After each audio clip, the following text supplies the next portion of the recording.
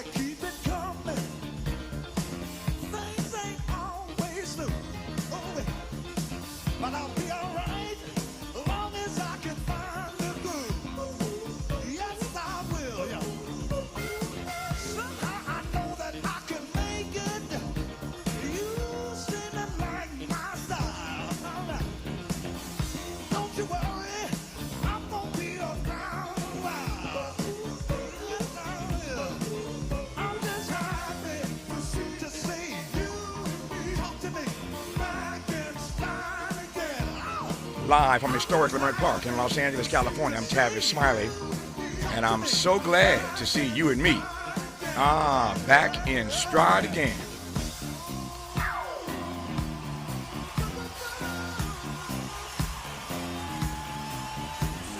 Before we get started with today's show, let me invite you to follow me on Facebook and Instagram at The Real Tavis Smiley, and get updates on X, that's formerly Twitter, at Tavis Smiley. By the way, should you miss any part of today's program or want to catch up on previous shows, you can always visit theTavisSmileyShow.com. That's theTavisSmileyShow.com, or wherever you get your podcast, and listen to the Tavis Smiley podcast version of this live program at your leisure. Another great show on tap for you today. It's Monday, so we kick off our second hour in dialogue with Dr. Cornel West, as per usual. On the B side of our two, member of the Congressional Black Caucus, André Carson of Indiana, joins us to talk about his race for re-election in my home state and how the recent Supreme Court decision on voting rights will impact the future of the black delegation in Congress. In our third hour, two more conversations. Up first, our regular contributor, Michael Fauntroy, on his take, that is, on this apparent itch that some have to just flat out destroy black political power, especially in southern states, and how this Supreme Court decision determines the fate of more than just the CBC. We've been talking a lot about the CBC for obvious reasons, but this decision will impact CBC members and elected officials all across the country at every level of government. We haven't really drilled down on that as yet. We will with Michael Fauntroy today on the top side of our three. On the B side of our three, Emmy-nominated screen and stage actress Tracie Thoms comes in studio.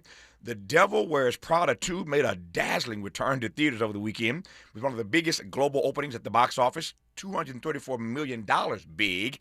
Ouch. Tracie Thoms reprises her role as part of that all-star cast, and she's also part of the cast on the hit TV show 911, starring and executive produced by Angela Bassett. So we'll close today's show talking to Tracie Thoms about the success of The Devil Wears Prada 2, and I just read 911. We up now for a 10th season. I ain't mad at Angela Bassett.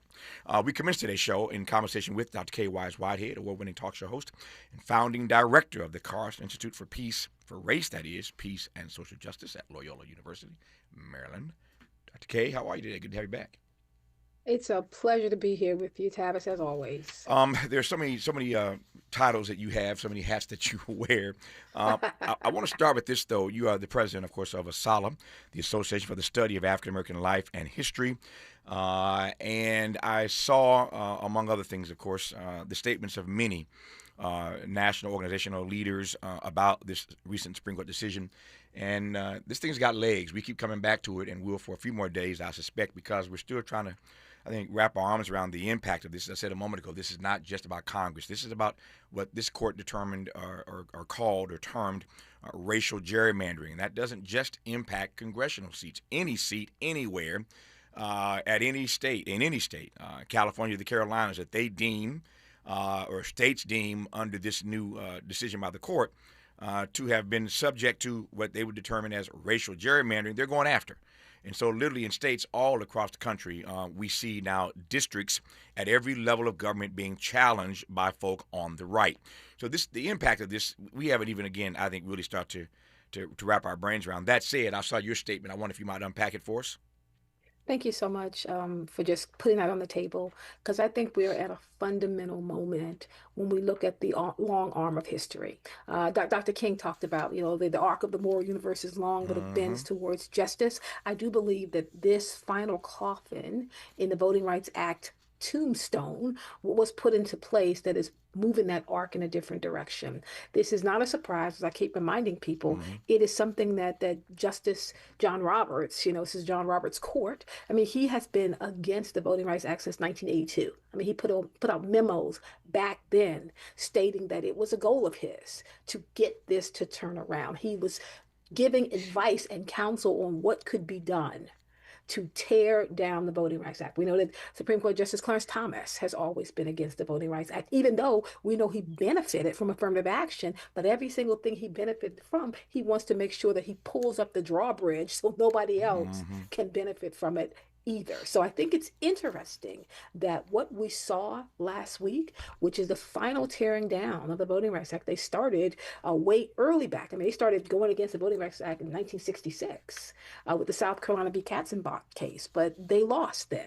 The Supreme Court, that was Marshall's court, in an 8-1 decision, they said, look, it is constitutional to put the Voting Rights Act in place. It was work that had been done not just by LBJ, who signed the Voting Rights Act in 1965, but as you know, all of the organizers, all of the activists, everyone who marched, everyone who died, everyone who went to jail, like this was a crowning moment in the civil rights movement, and they began attacking in 66. Since they did not win in 66, when you start dealing with this work, all they do is regroup and wait until the moment is right for them to bring it back. And they did that in 2013 with the Shelby County v. Holder case. They knocked down Section 4B, which talked about that coverage formula being unconstitutional.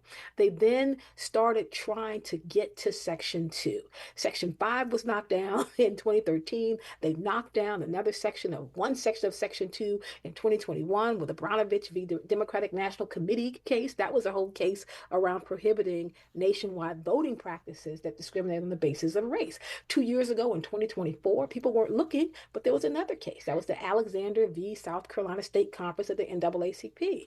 I was uniquely interested in that, Tavis, because I'm from South Carolina. So whenever South Carolina, the most racist state in the union, is on the docket, it gets my attention. And what they looked at is they reversed the finding of racial gerrymandering in South Carolina, establishing a high burden of proof for challengers. So at that point, there was only one final pillar to tear down, which is around redrawing the district lines. And they've been attacking that since then. And they finally were able to accomplish what has been a 60-year fight to dismantle, to disintegrate, to decimate the Voting Rights Act, and to make sure that they are essentially taking away the power of the Black and brown vote, and eventually the power of women to vote. This is a long road that they're marching. They told us in Project 2025, and they are continuing with everything they have always said they're going to do.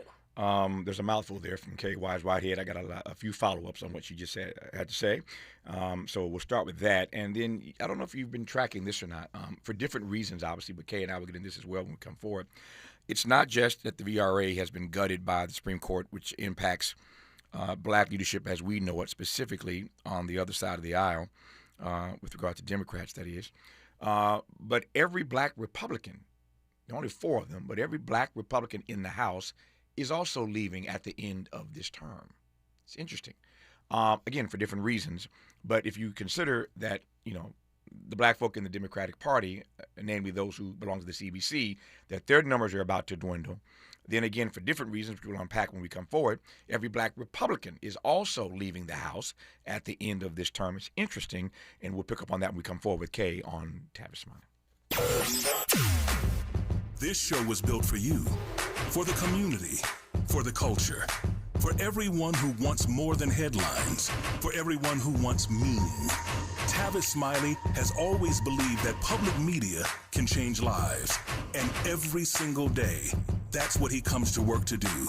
You're listening to Tavis Smiley. Your voice, your issues, your show.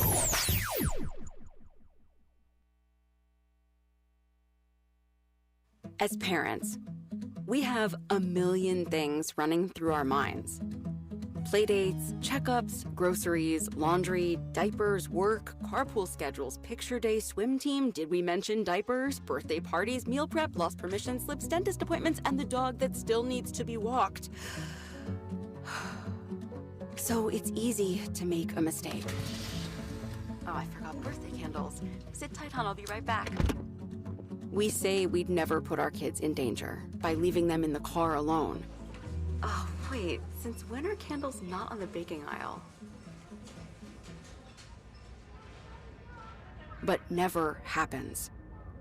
And temperatures as low as 60 degrees can be deadly for children left behind. So always bring them with you, and every time you park the car, stop, look, lock. Brought to you by NHTSA and the Ad Council. Lots of places can expose you to identity theft. Oh no. That's why LifeLock monitors hundreds of millions of data points a second for threats to your identity, which is way more than anyone can do on their own. If we find anything suspicious, like new loans or changes to your financial accounts, we alert you right away, all through text, phone, email, or the LifeLock app. Get the alerts that could make all the difference. Save up to 40% your first year with promo code NEWS at lifelock.com. Terms apply. There's a lot of uncertainty in the world right now. Things are changing fast and no one knows what comes next. Times like these make you realize just how important it is to be prepared. That's where My Patriot Supply comes in. They're America's #1 most trusted resource for survival food, solar power, water filtration systems, and more. Go to preparewithamerica.com to unlock a special offer that'll help you get ready for whatever comes our way. Go to preparewithamerica.com to see the special offer right now. That's preparewithamerica.com. Hi, I'm Fred Martin, founder of Compton Kids Club. I just want to talk about the authenticity and tell y'all about my homeboy, Tom Steyer. Tom is a rock star. When I met him, Tom gave a grant to schools in San Francisco. All the kids were on probation. We were flying instructors for 2 years to come and help those kids doing performing arts and turning their life around. Some of the kids that he supported, they've graduated from UCLA. Let's fast forward. Tom is in schools in Compton, hanging out with the kids in the piano classes. Brother Tom Steyer hangs out in the studio with us. These are the seeds that he's planted. This has nothing to do with elections. What's coming out of his mouth is not a campaign speech. It's authentic, and when he say he walks away from a business because he want to do his values, he ain't making that up because he's running for governor. This man is real. Ad paid for by Steyer for Governor 2026. More honesty than you can handle. More empowerment than you can imagine. You're tuned in to Tavis Smiley. You are indeed. It's Monday, and we are picking up where we left off last week, and why would we not, given all of the tentacles that offshoot this recent decision by the U.S. Supreme Court to gut the Voting Rights Act as we know it. It's fascinating for me. Kaye, our guest, by the way, is Dr. Kaye Wise Whitehead, in case you're just tuning in. The baddest and the best talk show host in Baltimore City, founding director of the Karson Institute for Race, Peace, and Social Justice at Loyola University Maryland, national president of ASALA, wears many hats, documentarian, ice cream maker. She does a lot in Baltimore City. Always honored to have her back on this program. But I was thinking over the weekend, Kaye, about the fact that the Supreme Court has made this decision, of course, to gut the VRA as we know it. And I love the history lesson you've given us about the fact they've been after this for 60 years. That is to say, after destroying the Voting Rights Act. And yet it is one of the seminal pieces of legislation in the history of this country. The Voting Rights Act, the Civil Rights Act were widely and broadly celebrated when they were passed. And I recognize not everybody felt that way. Lyndon Johnson had the foresight, as you recall, Kay, to say even then, I know what this means for my party. It means the Democratic Party ain't going to win the South for years. He knew that it was going to be decades of trouble with regard to Democrats winning in the South because of the legislation he finally pushed through with regard to civil rights and voting rights. So nobody was stuck on stupid then.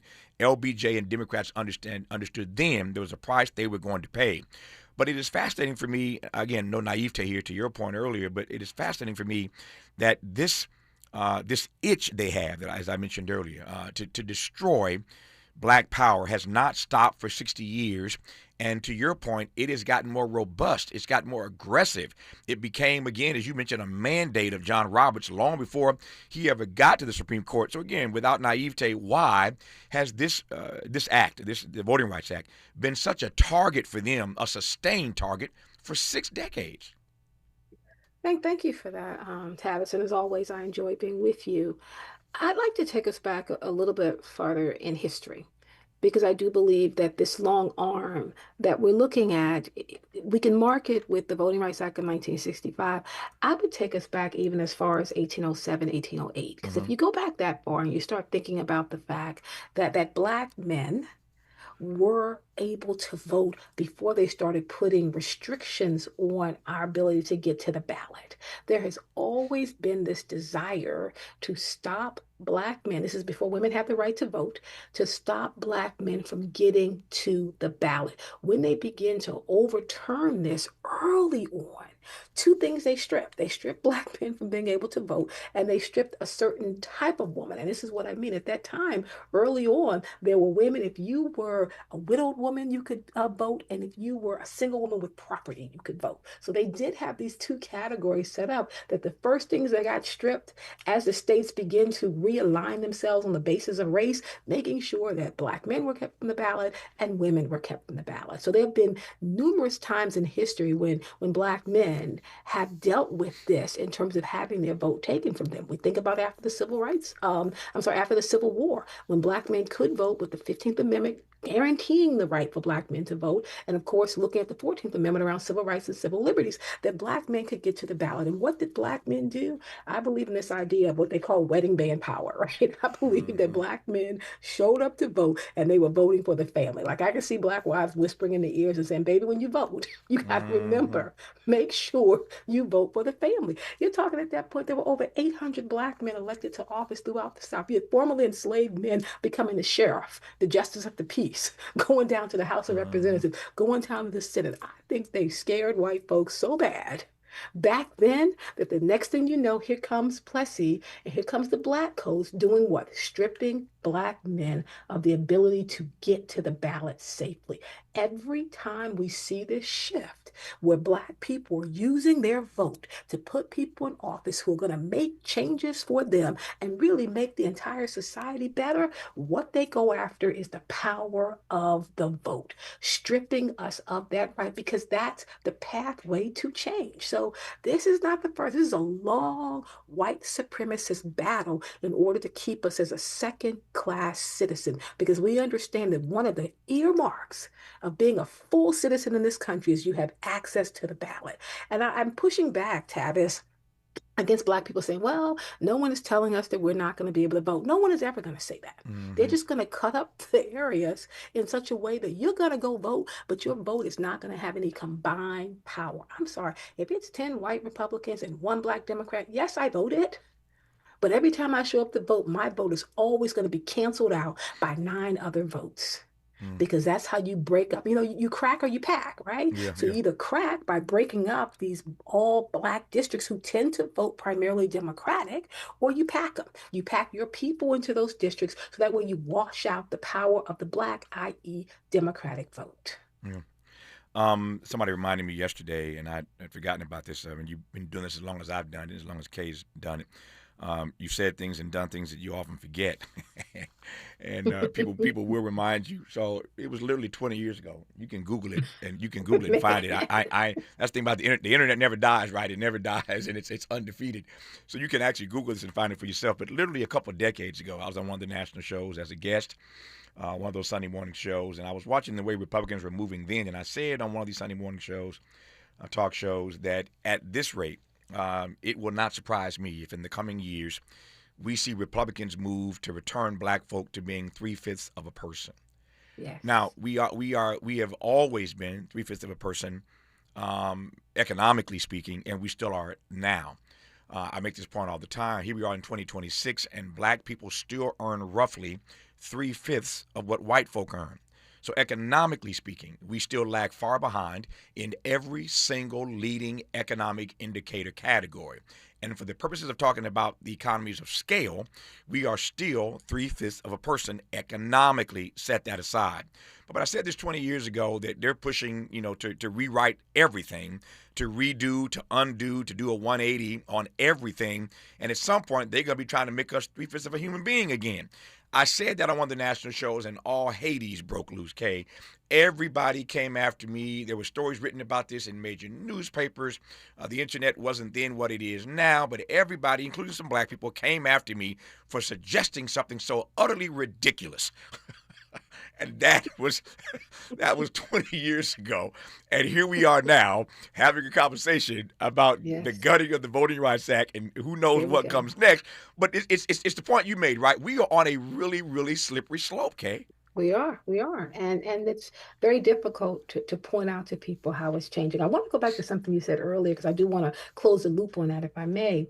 We're talking about, the black folks in the Republican Party. There were 5, now there are 4. That's right. Who was watching the numbers go down, although black support of Trump in the Republican Party, that hasn't gone down. I mean, Donald Hunt, James John, Burgess Owens are all out. 2 of them run for governor. One had his whole district, and they redrew the district line, so he's out. And the other ran against Senator John Cornyn and lost, right, for the Republican primary. Kay, hold your thought. Let me just give the names right quick, and then you can finish your point. Yeah. So these are the 4 black Republicans. This is even concerning the GOP, because they realize that the diversity gains that they have made in their party are being erased as well. So Wesley Hunt of Texas, West Point graduate, was recruited by Mike McCarthy then, decided to leave to run for the U.S. Senate, and in Texas, he lost that race, but he's out. In Michigan, John James, who Kay just mentioned, flipped a blue district to a red district in 2022. He's running for governor there in the state of Michigan. Byron Donalds, we all know, in Florida, is running for governor in Florida.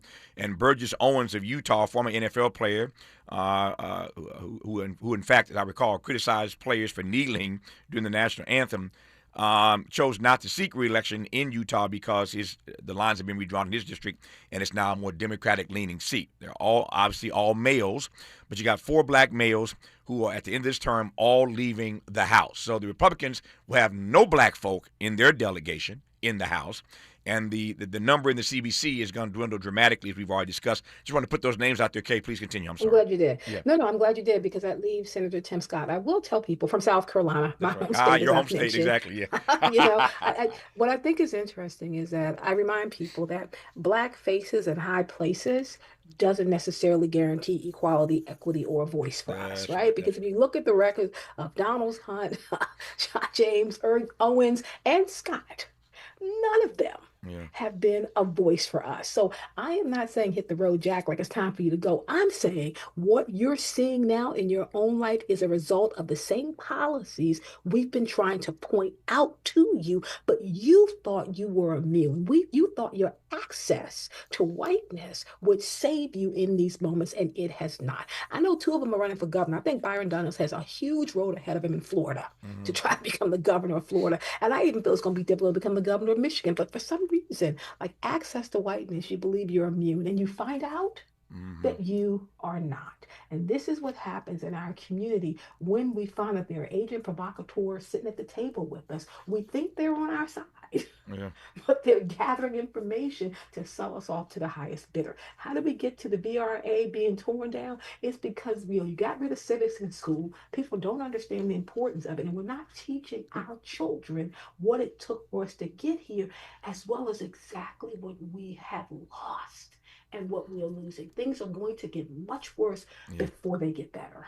You call it white access. I have a friend of mine who calls it white adjacent. Yes.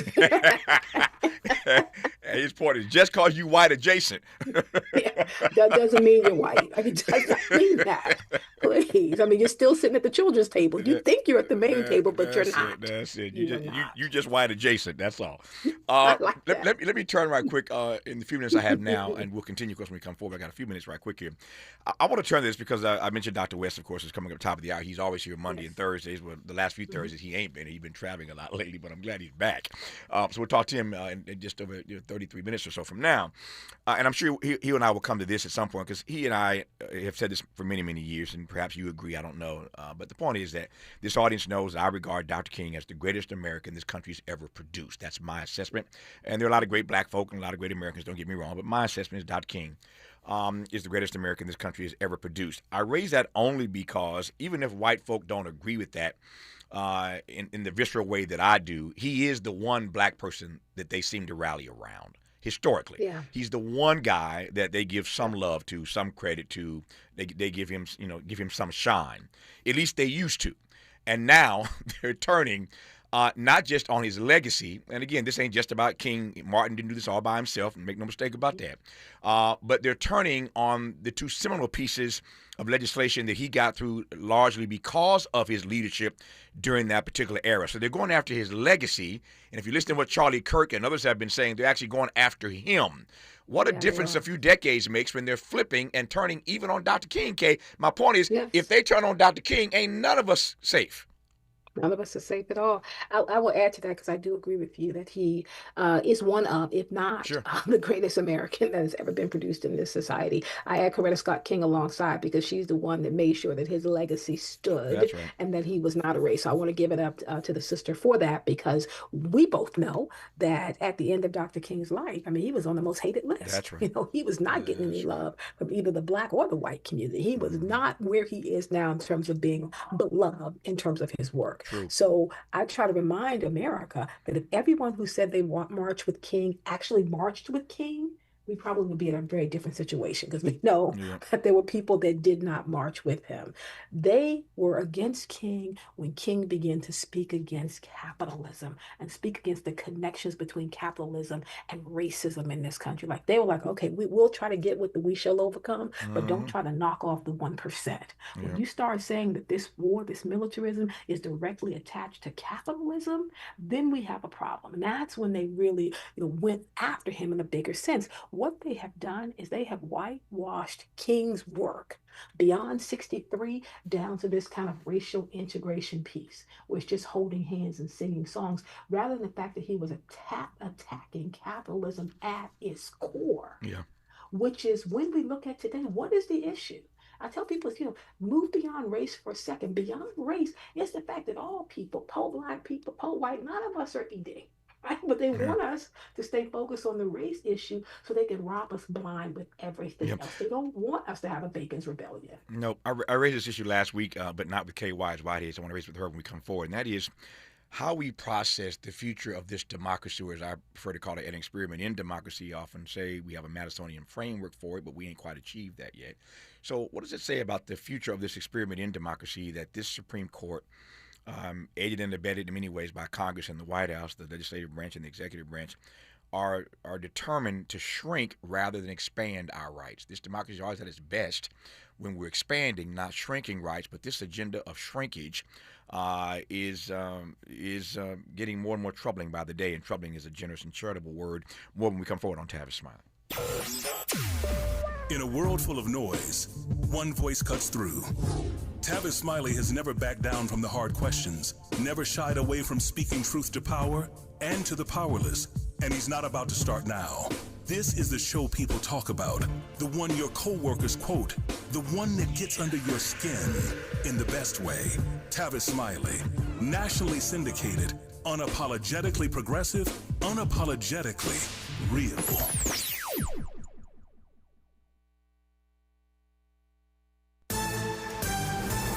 I'm Bree Wood with BIN News Now. The suspect in the White House Correspondents' Dinner shooting will stay behind bars. Cole Allen waived his right to challenge detention and faces attempted assassination charges. Secret Service Director Sean Curran says an officer was hit but managed to return fire. Our officer heroically returned fire and was able to get off 5 shots. Investigators say he was armed with a shotgun and body armor, while his attorneys argue he posed no mass shooting threat. Black Senator Marsha Blackburn is calling for new redistricting in Tennessee after a Supreme Court ruling on race and congressional maps. The governor hopeful wants a special session to redraw a Memphis district and says she'll push hard to make it happen. And French Montana and Rick Ross are heading to the Versus stage. The two rappers will face off in a song-for-song battle announced by Complex, with the event set for May 7th in Los Angeles. Get BIN News Now on demand 24/7 on the iHeartRadio app. Recall 67A mobile appointments are now available in your area. We come to you quick, easy, and under an hour. Complete the recall to get $500 plus a warranty worth thousands. Schedule today at CummonsRecall.com. This is the KBLA Sports Minute with Ray Richardson. The Lakers must have been feeling some kind of way when they left town Thursday to fly to Houston for Game 6 Friday night. They packed enough clothes to last for a week. The plan was to fly to Oklahoma City after disposing of the Rockets and not think about returning to LA for a Game 7 on Sunday. The Lakers have been in OKC since Saturday morning to prepare for their Western Conference semifinal matchup with the defending NBA champions. Game 1 is Tuesday night. The extra prep time in OKC might be needed. OKC is already a 15.5-point favorite in Game 1, and they are well rested. OKC has been off since April 27th after sweeping Phoenix in the first round. The Lakers also need some extra time to figure out a game plan to defend Shai Gilgeous-Alexander. SGA averaged 33.7 points against Phoenix. This will be a major upgrade in competition for the Lakers in the next round. No debates, no speculation, just the info you need. That's your KBLA Sports Minute. I'm Ray Richardson on KBLA Talk 1580.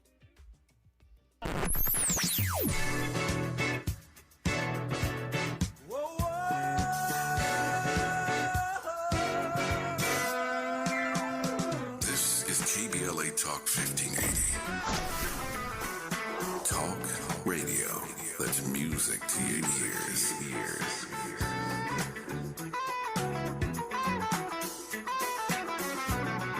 We're unapologetically progressive.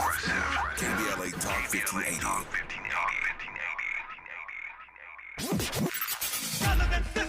You have something to say, and we want to hear it. KBLA Talk 1580 is engagement radio, not outrage radio. A place where your hopes, your frustrations, and your ideas are welcome 24 hours a day, 7 days a week. Real talk, real people, real Los Angeles. KBLA Talk 1580, the station that sounds like the city looks. Tune in on your AM radio dial at 1580. Download our free KBLA 1580 app or listen live on our website at KBLA1580.com. Unapologetically progressive.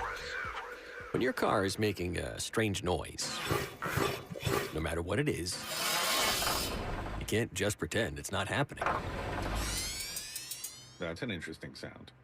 It's like your mental health. If you're struggling and feeling overwhelmed, it's important to do something about it. It can be as simple as talking to someone in your community, or just taking a deep, calming breath when you need it. Nice. For mental health resources, check out loveyourmindtoday.org. At loveyourmindtoday.org, you'll find information that may help you get through a tough time. Things like tips for dealing with stress, how to navigate difficulties like financial worries, anger, substance use, and more. You can also find real stories of how people navigated their own mental health challenges. Because once you start to address the problem, you can go so much further. Visit loveyourmindtoday.org. That's loveyourmindtoday.org. Brought to you by the Huntsman Mental Health Institute and the Ad Council. Did you know about 1 in 3 people with plaque psoriasis may also develop psoriatic arthritis, which causes joint pain, stiffness, and swelling? Does this sound like you? Listen to what it sounds like to be a million miles away. Tremfya guselkumab, taken by injection, is a prescription medicine for adults with moderate to severe plaque psoriasis who may benefit from taking injections or pills or phototherapy, and for adults with active psoriatic arthritis. Serious allergic reactions and increased risk of infections and liver problems may occur. Before treatment, your doctor should check you for infections and tuberculosis. Tell your doctor if you have an infection, flu-like symptoms, or if you need a vaccine. Imagine being a million miles away. Explore what's possible. Ask your doctor about Tremfya. Visit tremfya.com or call 1-800-526-7736. Helping to make you the most knowledgeable person in your circle of friends. This is Tavis Smiley. Tavis Smiley, Dr. Kaye Wise Whitehead, award-winning talk show host in Baltimore City, founding director of the Karson Institute for Race, Peace, and Social Justice at Loyola University, if I can say it, in Maryland. National president of ASALA, and glad to have her kicking us off today in the first hour of this 3-hour journey on Monday. So I was saying a moment ago, Kay, that I raised this issue last week when this bad news that we knew was coming actually arrived. And that's a whole other issue. Again, no naivete here, but how sad is it these days that we can predict every single thing this court's going to do and predict it correctly, like months in advance. Yeah, I think it's disturbing. I also think, and I know you did this, I did this as well on my show. I think that's why it was important to read Project 2025 and to take people through that, because Project 2025 is an outline of what they were going to do. They've been trying to do this since Reagan was in office.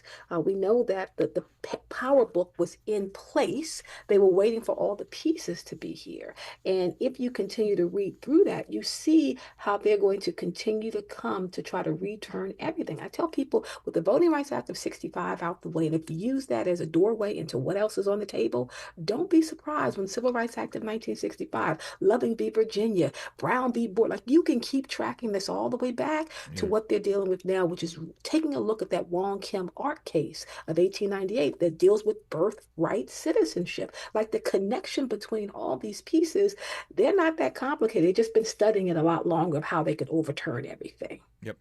So I said moments ago that I want to get your take on what it means for the future of our democracy. We've been talking about the past for a bit here now and how we arrived at this point of having the Voting Rights Act gutted by the Supreme Court. You've given us a great half hour here of a history lesson for how we arrived here. Let me look forward now into the future and ask how you read the fact that this court keeps showing up in ways, pick your word, that represents a shrinking, a restricting, a reducing, and eliminating, pick your word.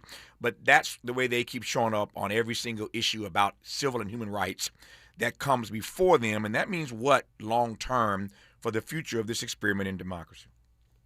Thank you for that, because I have been wrestling a long time with that, with really trying to understand what does this moment mean. What I was going back to this weekend in preparation for this show today, because I had a feeling you were going to get to this because I listen to your show on a regular basis and I'm always excited by the conversations, is I took a look at something that Benjamin Franklin said September 17th of 1787. He said that we had a republic if you can keep it. That's right. That the so-called founding fathers were never trying to put in place a pure democracy. Like we've learned how to reevaluate and redefine what they were trying to do. They were trying to put in place a republic, right? Where you elect representatives who are empowered to govern, because they said this whole idea of a democracy, in their opinion, would lead to mob rule and tyranny.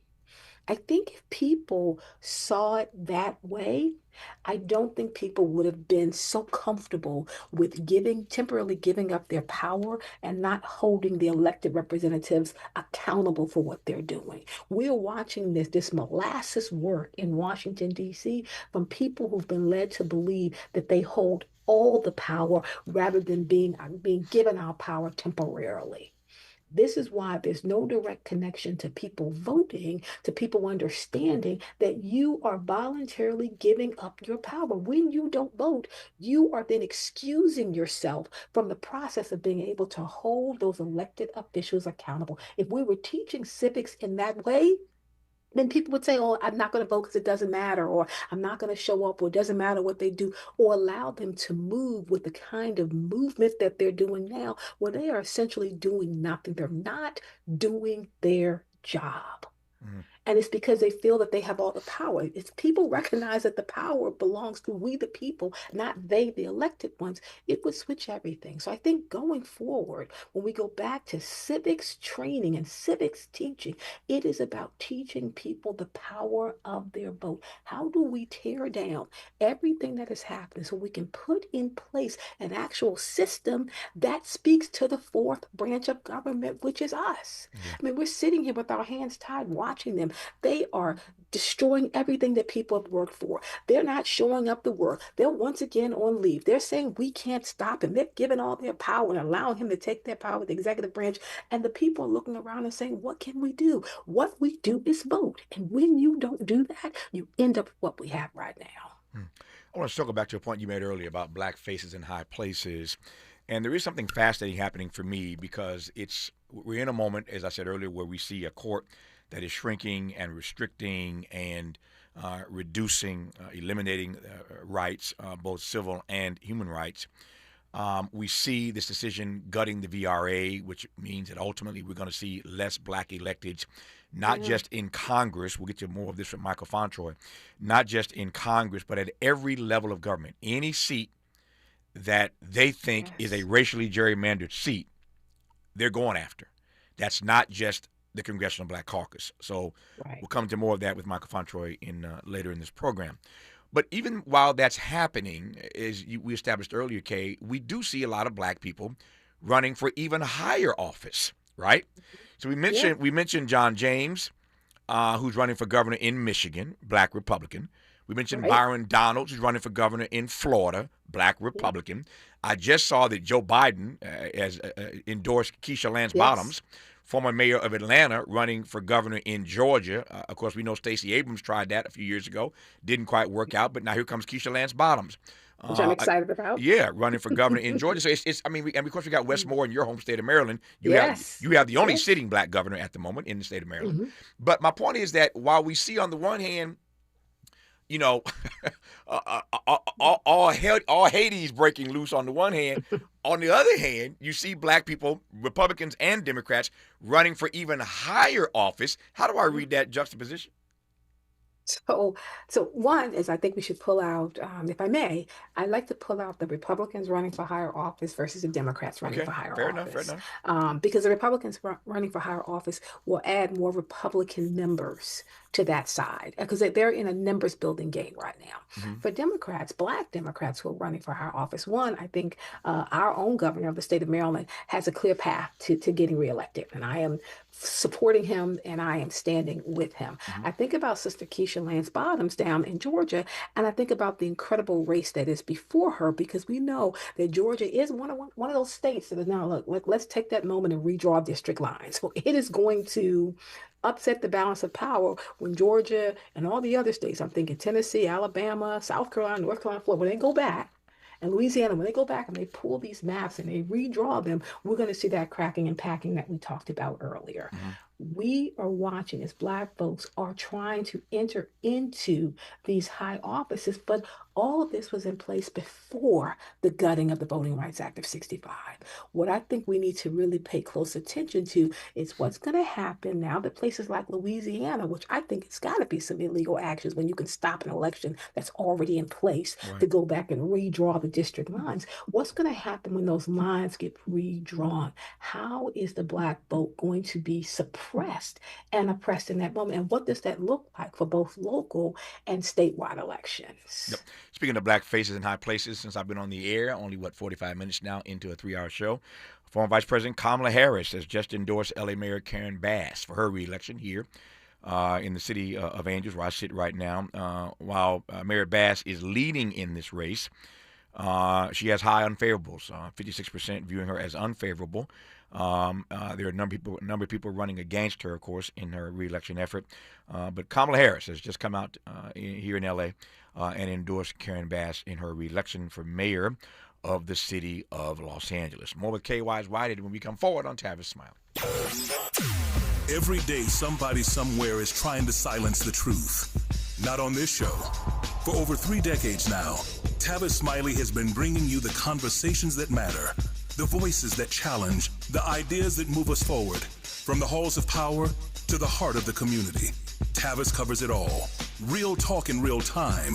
This is Tavis Smiley.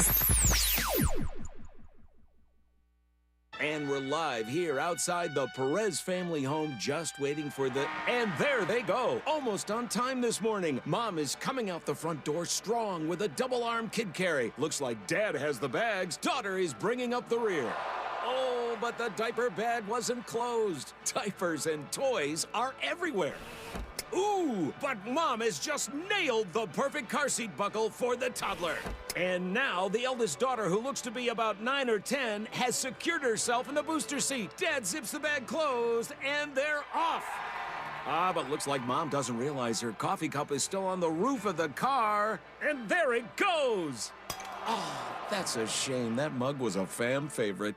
Don't sweat the small stuff. Just nail the big stuff. Like making sure your kids are buckled correctly in the right seat for their age and size. Learn more at nhtsa.gov/the right seat. Visit nhtsa.gov/the right seat. Brought to you by NHTSA and the Ad Council. I need a little range, step to the range.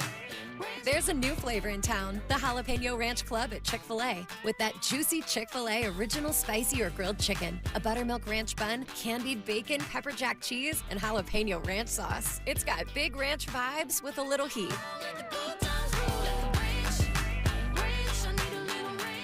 Chick-fil-A's new Jalapeno Ranch Club, available for a limited time only. Order ahead on the Chick-fil-A app.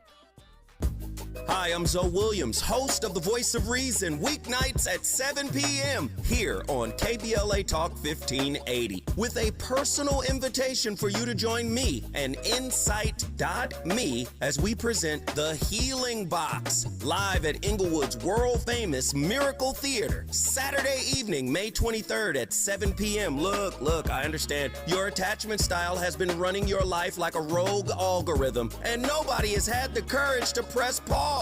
Until now, Dr. Pacoya McCall and yours truly are curating a night where clinicians, spiritualists, and an all-star panel of Black woman healers like Dr. Shalonda Sunshine Crawford, Dr. Jashana Johnson, and spiritualist Precious McGill will join some amazing spoken word artists and the legendary comedian Louis Dix to diagnose, disrupt, and heal your relational wreckage in real time. Listen, bring your trauma. As a matter of fact, bring your baby mama. No, bring your testimony. And if you're still texting your ex at 2 a.m., baby, you're not just invited, you're the target demo. Tickets are moving fast, so grab yours at themiracleinglewood.com before your dating history gets flagged as a pre-existing condition. That's themiracleinglewood.com. We'll see you there Saturday, May 23rd at 7 p.m.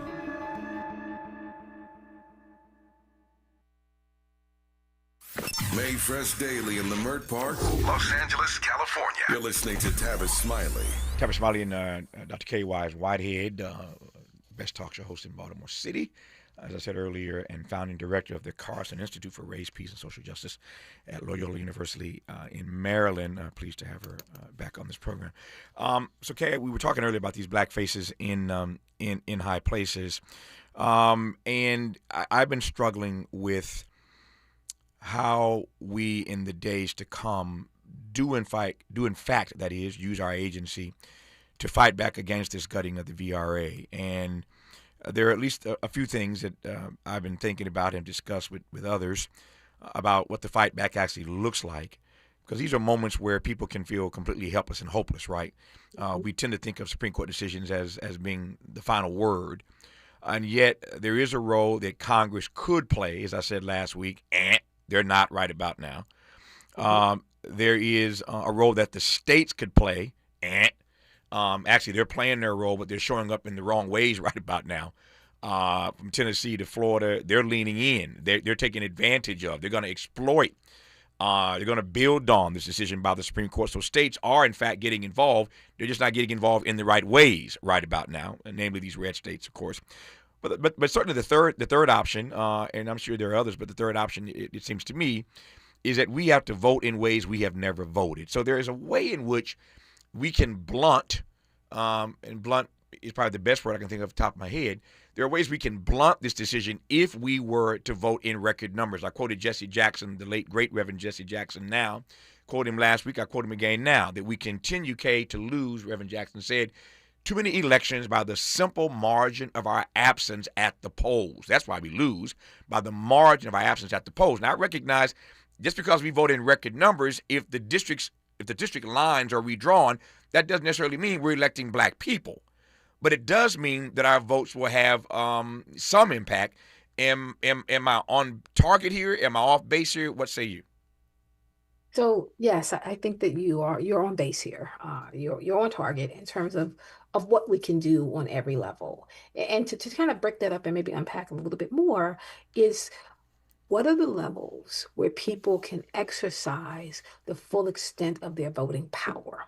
We know the Supreme Court, as you said, even though we like to believe they have the final authority, they do not. There is a system of checks and balances, and there are things that Congress can do, which means if we want Congress to do things that can kind of, soften the blow of what the Supreme Court just did, that means we have to show up in record numbers for the midterm elections that are coming up this year. We also know that in order to keep this where it is, they're trying to put things in place right now to stop our vote in November. So we need to be paying attention to every single election, not just showing up for the presidential election, but everything. The dog catcher, the comptroller, the one counting the vote. Every single election should have our full attention, because putting people in place at those lower levels is what you see as a lower level, are ones who can then push for power on the highest levels.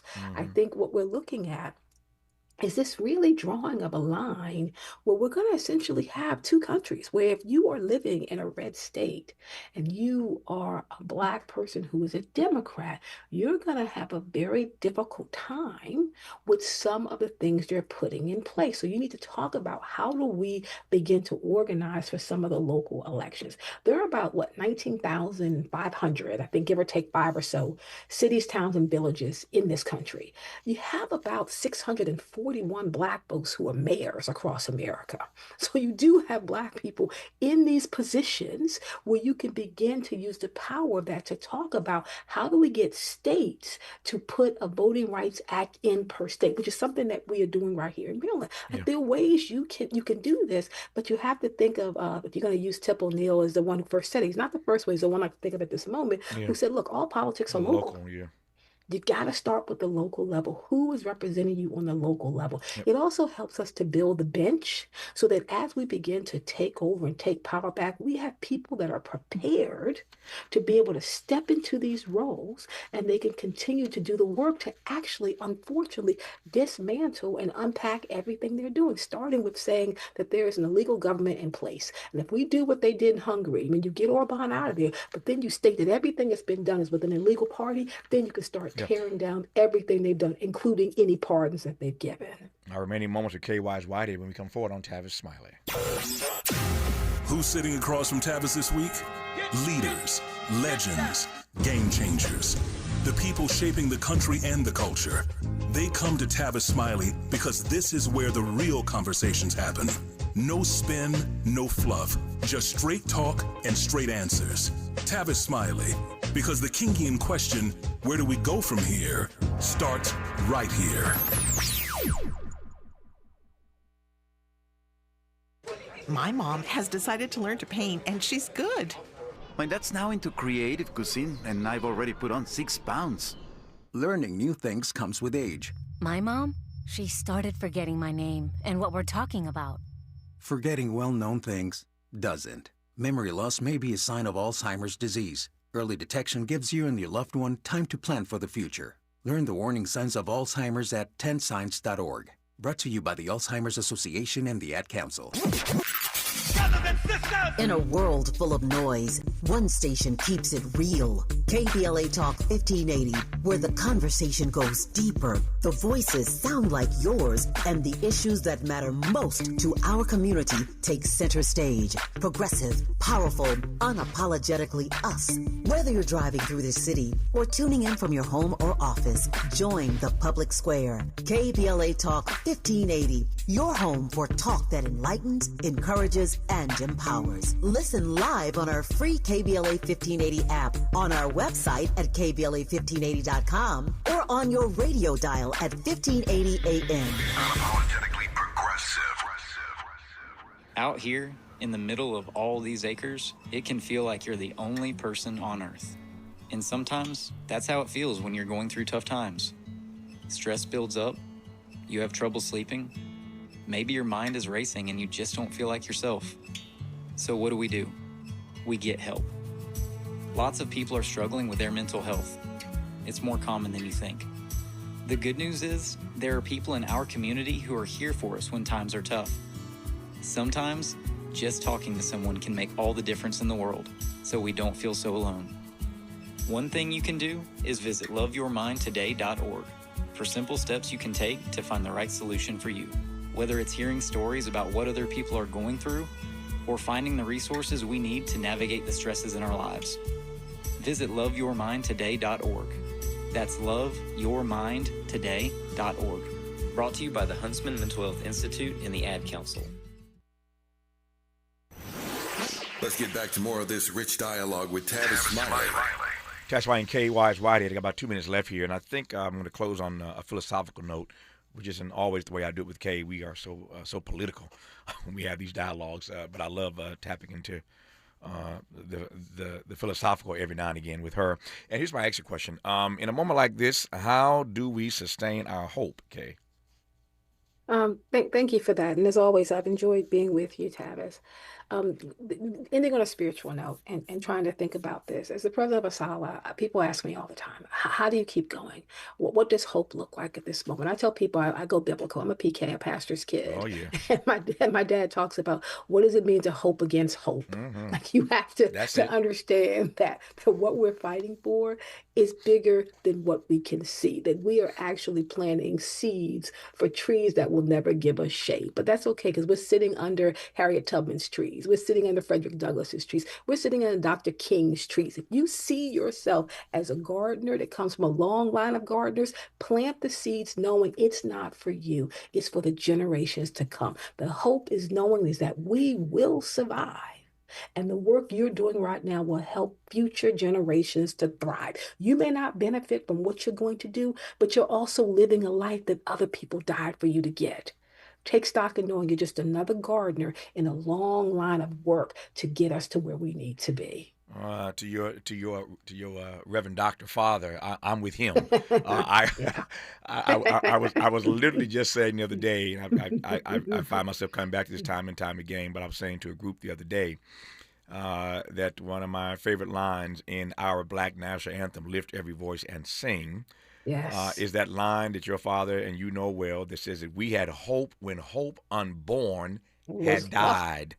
Yes. We had hope Amen. when hope unborn had died. When you break that down, what James Weldon Johnson is telling us in the writing of those lyrics, his brother, as you know, J. Rosamond Johnson wrote the music, but James Weldon Johnson wrote the lyrics.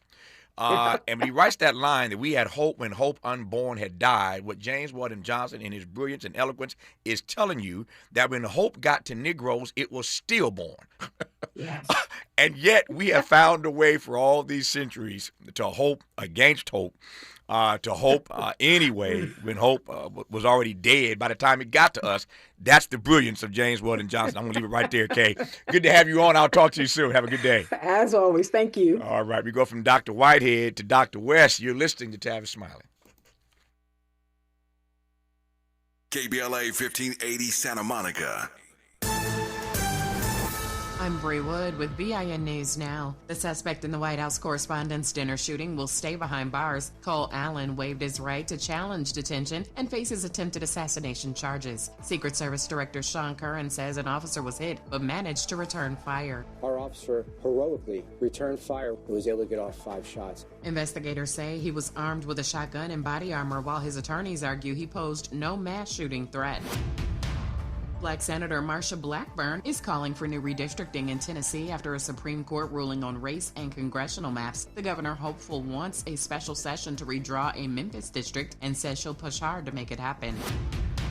And French Montana and Rick Ross are heading to the Versus stage. The two rappers will face off in a song-for-song battle announced by Complex, with the event set for May 7th in Los Angeles. Get BIN News now on demand 24/7 on the iHeartRadio app. Recall 67A mobile appointments are now available in your area. We come to you quick, easy, and under an hour. Complete the recall to get $500 plus a warranty worth thousands. Schedule today at CummonsRecall.com. This is the KBLA Sports Minute with Ray Richardson.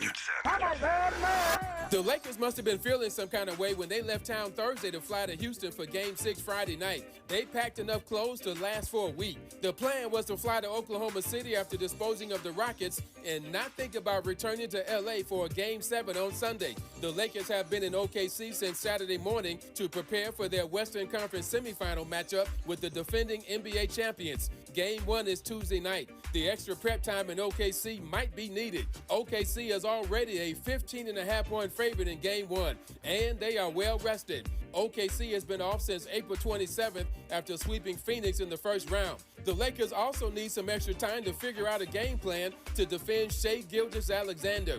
SGA averaged 33.7 points against Phoenix. This will be a major upgrade in competition for the Lakers in the next round. No debates, no speculation, just the info you need. That's your KBLA Sports Minute. I'm Ray Richardson on KBLA Talk 1580. There is no denying that we've always been the conscience of this country. KBLA Talk 1580 is progressive talk radio built for our community, by our community, and with hosts who look like you, live near you, and care about what you care about. 50,000 watts of truth right here in Southern California. KBLA Talk 1580. Listen live on your AM radio dial at 1580 or stream us live on our KBLA1580.com website or on our free KBLA 1580 app. Unapologetically progressive.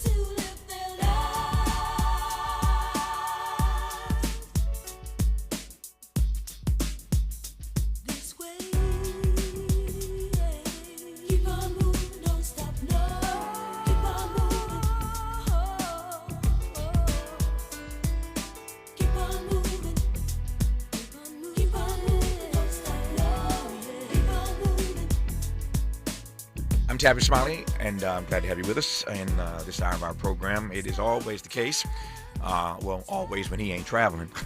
Dr. Cornel West checks in on Mondays and Thursdays, top of the second hour. Today is Monday. He's back. Hey, Doc, how are you, sir? Oh, brother, what a joy to hear your voice. Sometime we got to go to London with the music and the witness in order to be rejuvenated, to renewed and regenerated. So, brother, we so glad to have you back. I'm glad to be back. We come back moving, swinging, fighting, telling the truth. Brother. That's it. I hear that soul to soul. Keep on moving, Doc. Yeah, Carol Wheeler sounding so good, brother. That's many, many decades, but just as relevant as can be, my brother. Yeah. I love it. Keep on moving, don't stop. That's the message today. We talked about some of that in the first hour, and we're going to get to more of it with Dr. West here at the top of the second hour. I mentioned to our guest in the first hour, we close on what I deemed a sort of philosophical note, talking about how we sustain our hope in moments like these. a conversation you and I have had time and time again. I think about all the times that we've talked at various stages in this democracy about how we sustain our hope. So it's a perennial question, right? It ain't a one-off. It's a perennial question. And for black people, we find ourselves coming back to that time and time again about how we sustain our hope through X, Y, and Z situation. But I want to spend at least a good part of this half hour with you, given that you are in fact a philosopher, sort of wrestling with this.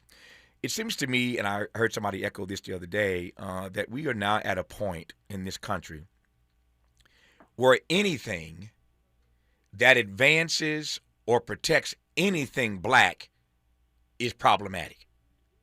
I mean, I'm casting a wide net here, but it feels like that's where we are.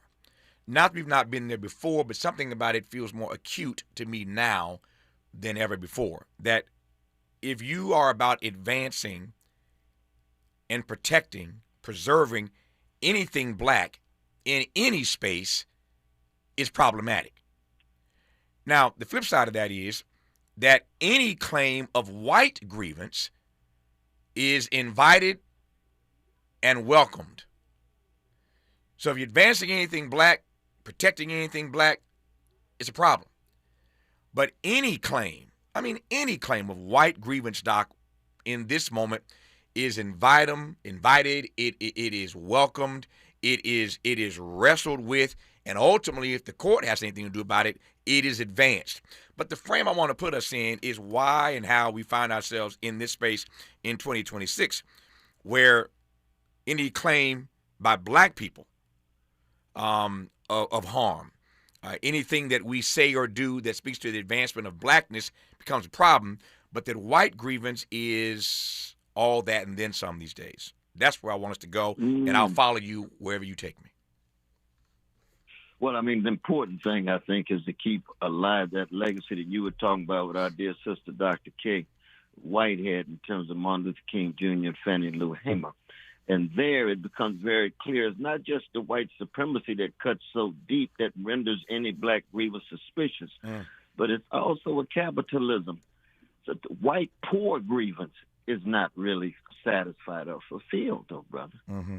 White working class grievance is not satisfied or fulfilled. It's channeled in a neo-fascist way to scapegoat us, to scapegoat brown immigrants, to scapegoat those who are on the margins. Mm-hmm. But when you're dealing with a sick empire, it's not just the vicious white supremacy, but it's how it's so tied into preserving the power and privileges of the well-to-do, of the wealthy. And there you have some black folk now included. I was looking at the piece in the New Yorker on Brother Obama. Mm-hmm.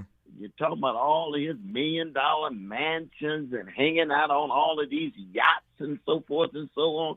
And you say, okay, that's fine. I ain't got nothing against it.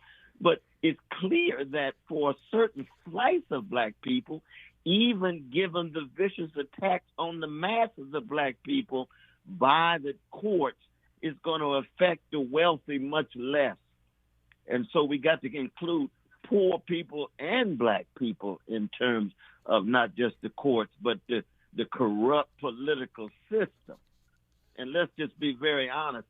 If black people could vote ourselves into freedom, the system would make voting illegal across the board. We will never vote our way into freedom. Voting is one weapon among many other weapons, but it's not the only one, because the system that we're voting in is so corrupt itself. Yeah. Who are the politicians who surface? They already selected by the rich, no matter what color they are. Don't take long. All it takes is one question with Dr. West to get me running. And sometimes he comes on, and because his intellect is so vast, I ain't gonna lie to y'all. There's some days I don't know where I'm going. If you really pay attention to me at the top of the show when Dr. West is on, it is rare. I'm giving you one of my trade secrets. For those who really pay attention, you've already figured this out. But one of my trade secrets. At the top of every show, I tell you who's coming on and what we're going to talk about. If you notice, when I mentioned on Mondays and Thursdays, Dr. West coming up top of the second hour, I just say we're going to kick off hour 2 with Dr. West, and I keep it moving. On the B side of hour 2, we'll talk to so-and-so about so-and-so. But I've learned over the years to never box myself in with Cornel West. I don't know what we're going to talk about half the time when he comes on, but I know if I start with one question, he's going to tell me exactly where to go, and I'm smart enough to know how to follow him. And so that one line, and he said a few things already that are worth interrogating, but this notion that we will never vote our way into freedom has got 4 or 5 questions in my head, that we will never vote our way into freedom. We're going to unpack that when we come forward. Dr. Cornel West on Tavis Smiley. From the Mert Park with love, this is Tavis Smiley.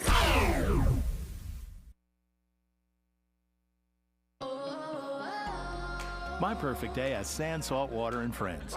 But my moderate to severe plaque psoriasis can take me out of the moment.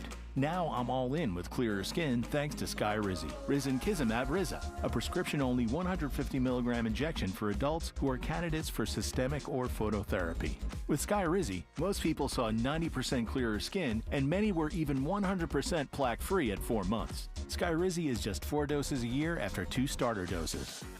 Don't use if allergic to Skyrizi. Serious allergic reactions, increased infections, or lower ability to fight them may occur. Before treatment, get checked for infections and tuberculosis. Tell your doctor about any flu-like symptoms or vaccines.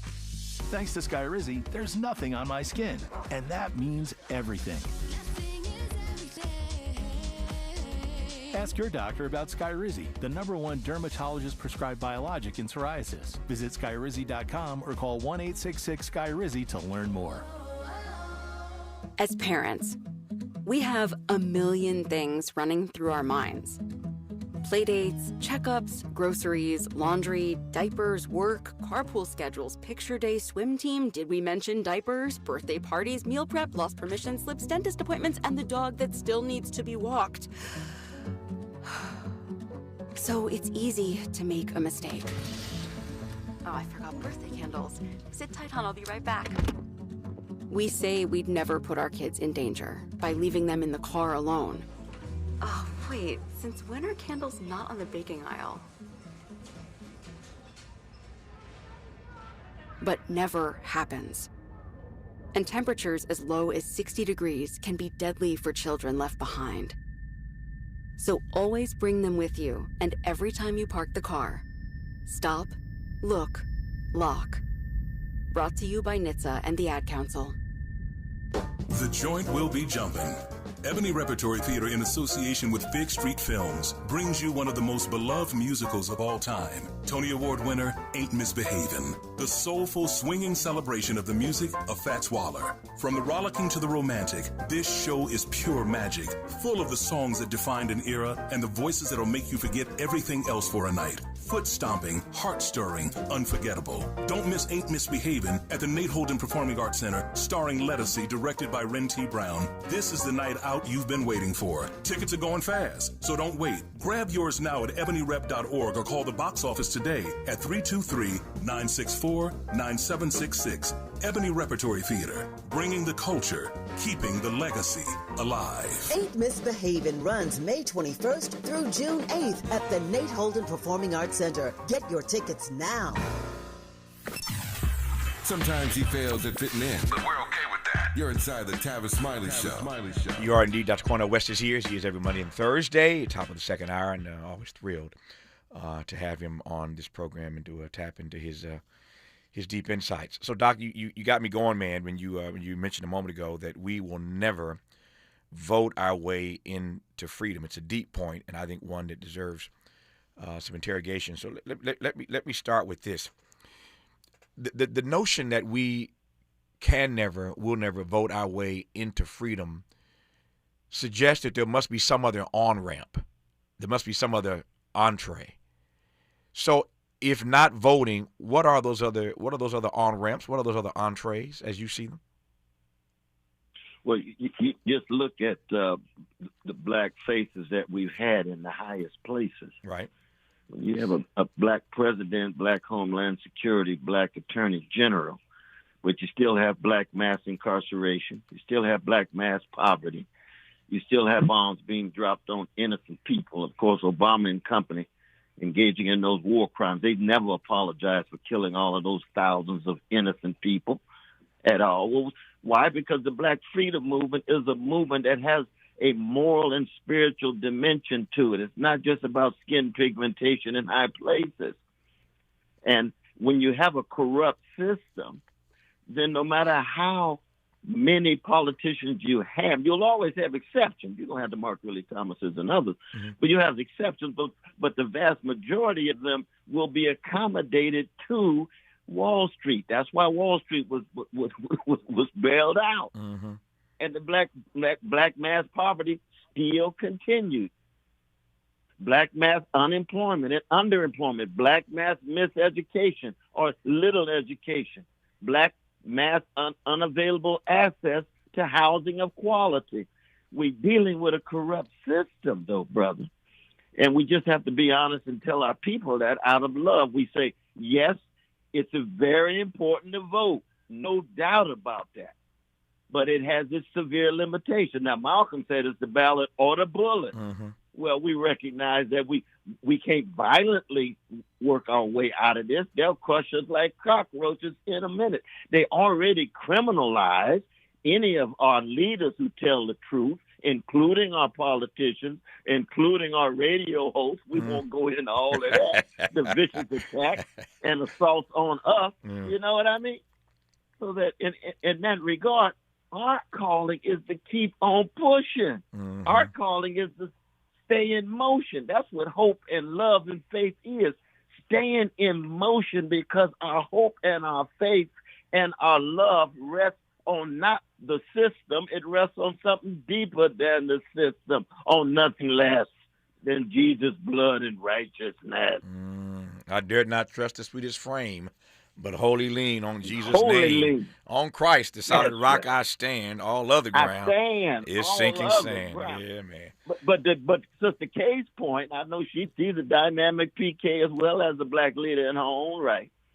But there is no talk about the blood of Jesus without talking about the blood of our brothers and sisters on those plantations, the blood of those folks swinging in those trees, giving the lynching, the blood right now in the hood, so that they go hand in hand. They are inseparable. So you and I are not talking about some abstract thing. We're talking about Jesus' blood. Yeah. We're talking about the power in that blood that gives us the gusto, the zeal to keep telling the truth and pursuing justice radically against the odds, because America is a sick empire, brother.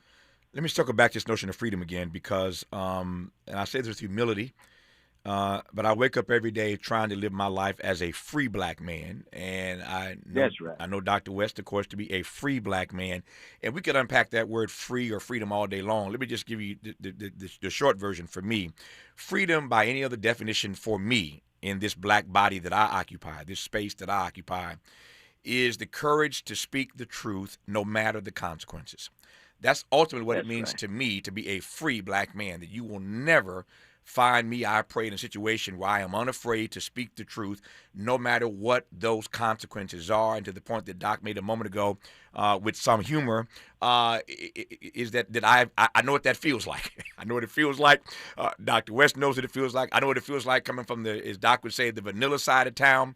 And I know what it feels like coming from the chocolate side of town. I love my own people, and there ain't nothing they can do about it, but that ain't stopped these Negroes from trying. So I know what it feels like to pay a heavy price for trying to speak truth to power, and that is, and to the powerless, for that matter. And that is not to suggest that I have any monopoly on the truth. Doc has taught me, as one of his students over all these years, that there is the truth and there is the way to the truth. And you got to be humble enough to understand that you don't have a monopoly on the truth, and yet that does not, as Toni Morrison once told me, that does not give you the right to abrogate your responsibility to at least tell the truth that you know. As Toni put it to me, to say what you see. Somebody's got to say what they see. And so for me, being a free black man, by another definition, is always showing up to speak the truth that I know with humility and in love, no matter what the consequences are. And God knows I have suffered some of those consequences and repercussions. Why do I raise that? I raise that because Doc and I are not in a different frame when it comes to that reality. Both of us have paid a heavy price for that, and yet we both committed a long time ago that if we're going down swinging. That's just the way it's going to be. That's right. But that said, right. Doc, in a moment like this notion of black freedom, I ain't going to lie, feels like a pipe dream. You mentioned that you laid it out brilliantly, that we're never going to vote our way into freedom. But the reason why I ask about what those on-ramps are to freedom for our people, what then are the entrees to freedom for our people, if in a moment like this, for so many of us, that notion of black freedom under attack, I'll still go back to my initial point, that if you're advancing anything black right now, it's a problem. While white grievance is met with open arms, it feels like black freedom right now is a pipe dream. Am I on to something here? Are you feeling me? Oh, no, I think you're on to much, though, brother. And I want to thank Brother Troy Brown for those magnificent announcements, because I discern in the power of his voice and the love for his brother Tavis, and my love for my brother Tavis, and our love for each other, that includes Brother Mark, too, that we are committed to connecting freedom to truth speaking. And when you speak the truth, and that truth has to do with a reality that at the moment appears to be a pipe dream, that is highly understandable, because you are dealing with a vision rooted in your vocation, and it is not yet. In the what is, we are speaking of the not yet. And every not yet appears to be a pipe dream. No doubt about that.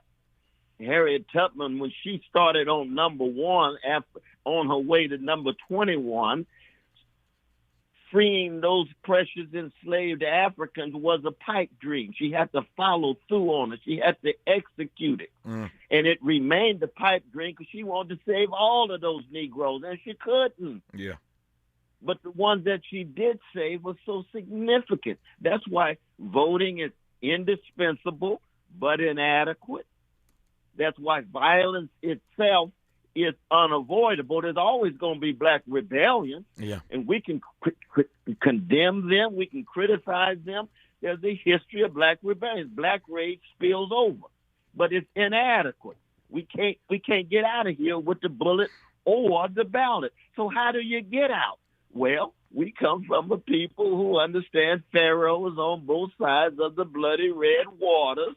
That's what Henry Highland Garnett said. So we are a people who have to find a way out of no way. Some of us are connecting that to Jesus that allows us to remain agents and subjects in a world in which it looks as if the freedom of our people is a pipe dream, but we making it more real by being willing to serve and sacrifice and tell the truth. But also beauty, though, brother. We want truth. We want goodness, but we want beauty. That's why the music is rich. That's why the beauty in our relationships are rich. That's why the beauty in the lives that we try to live are discernible, because beauty is connected to the tear and it holds the tear in arm's length. Beauty ain't nothing but the first touch of tear that we can still bear. Speaking of music as beauty, I had the honor yesterday of hanging out with our friend Taj Mahal. Lord have mercy. We're talking about beauty. Yeah, man. Brother Taj Mahal has a new album out with the Phantom Blues Band, and they did an in-store at the iconic VIP Records yesterday in the LBC. So I got in my car yesterday and drove down to Long Beach. This is Snoop and Cube and all those great artists that have come out of the hip-hop genre, or created the hip-hop genre as we know it. It's now hegemonic, of course, around the world. But I went with the Anderson family, Mr. Anderson, his whole family yesterday. All the Andersons were there at their iconic store, VIP Records down in Long Beach. And Taj, I did a little conversation with Taj for about 20, 25 minutes, and then he and the band they must have done 9 or 10 tracks And then he sat for a signing of his new LP. But Taj is 84 years old and still doing it, Doc. So we had some beauty yesterday at VIP Records. Yeah, man. My beloved wife, Anna, he did teaching there in Long Beach. She could have made an announcement to her class. I know. We had a good time at VIP Records. And anybody in the game knows the history of VIP Records in Long Beach. And I had a time yesterday with Mr. Anderson and his family down there. So shout out to VIP Records in the LBC. Let me go back. First of all, let me just highlight this for the audience. I know they got a bright audience across the country. They don't miss this stuff. But I like to underscore things as if I'm reading a book and I'm highlighting stuff that jumps out at me. But this is your takeaway today from this conversation with Dr. West. If you don't get nothing else, you heard Doc say a moment ago, never confuse the what is with the not yet. Somebody meme that. Somebody ought to meme that and give Cornel West the credit. Never confuse the what is with the not yet. We are always on the way to the not yet, even as we wrestle with the what is. That is Cornel West. Now, let me give you a chance at least to connect it. I'm going to try to connect the dot, two dots of what you said earlier. If it makes sense, you can do something with it. But you mentioned Obama earlier in this piece in the I haven't had a chance to read. I saw the piece in the New Yorker. I haven't had a chance to get into it yet. But I'm anxious to read this piece about Obama in the magazine.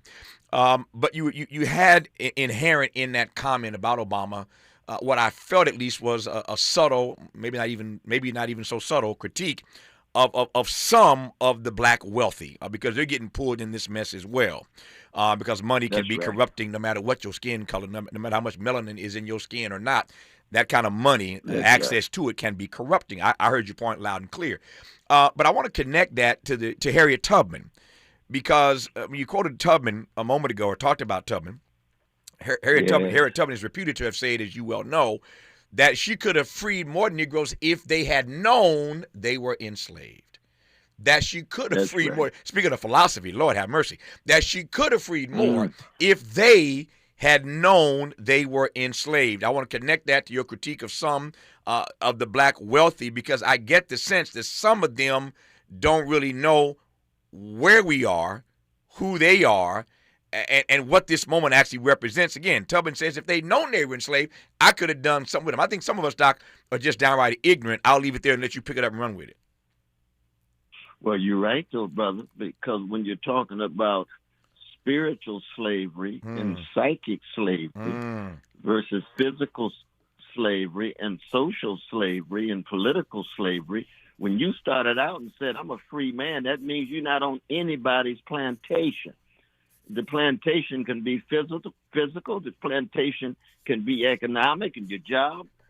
It could be psychic in terms of you enslaved the greed, enslaved the hatred, enslaved the status, enslaved the insecurity. Then you could be the richest man materially in the city and still be spiritually enslaved, which means you're running scared. You always say you got to run scared to run free. That's it. Be running scared. Well, we got too many black wealthy folk are just running scared after money, and it's giving up on cutting against the grain and telling the truth and sacrificing for justice. Martin King and Malcolm X were not enslaved to things, enslaved to status, enslaved to money. They were not. They were enslaved to love. What does Philemon 1:1 say in the Bible? Paul, I, a prisoner of Jesus Christ. What is it to be a prisoner? It means you're not a prisoner on nobody else's plantation, but that of God that died for you on the cross, which frees you to be free on every other plantation other than your calling to God. That's good news. Yeah. That's a beautiful thing. That's what kept black folk going. Man. No, I'm only pausing because I'm wrestling with that. It's gonna take me a minute to get around that. I'm gonna save that till I'm off the air today. I'm gonna have to come back to that last point. Let me close with this, Doc. I'm gonna swing way out. I only got 90 seconds. Let me swing way out here. We were talking earlier in today's program about the Congressional Black Caucus and the Voting Rights Act being gutted by the Supreme Court. And somebody sent a message, and I'm always leery of advancing stuff like this on the air, but who better than Cornel West to respond to this right quick in 60 seconds? Tavis, my message to the Black Caucus is simply this. You had 60 years to deliver reparations, and you failed. Let's see now if that immigrant base that you love so much is going to help you.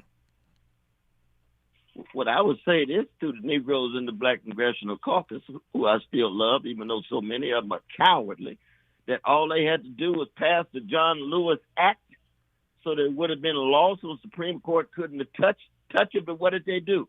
Rationalize it and justify it. Biden made it secondary and tertiary, and so all of those black votes and all those black women votes for Biden and the decrepit Democratic Party meant what? Push it aside when he got in. What did they do? They went along with it, brother. Yeah. They could have codified it in law through Congress so that the courts couldn't touch it. Yeah. They didn't do it. Now they're upset. Please, spare us. We were born at night, but not last night. I got two quotes from Dr. West. Spare us, number one.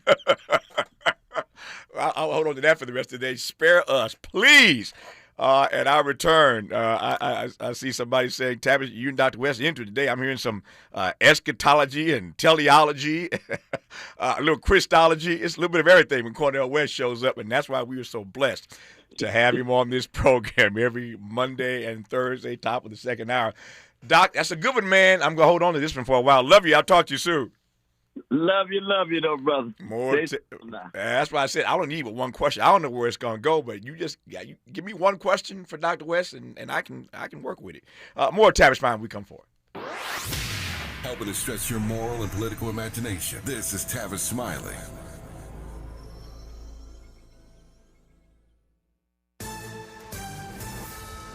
I'm Bree Wood with BIN News Now. U.S. Central Command is denying reports of a missile strike on a Navy ship in the Strait of Hormuz. Here's Treasury Secretary Scott Bessent. In the U.S., we are just firing if fired upon. We are not the provocateurs here. But if the Iranians want to escalate here, we are willing to escalate. Iranian state media claimed an attack, but the U.S. says it never happened.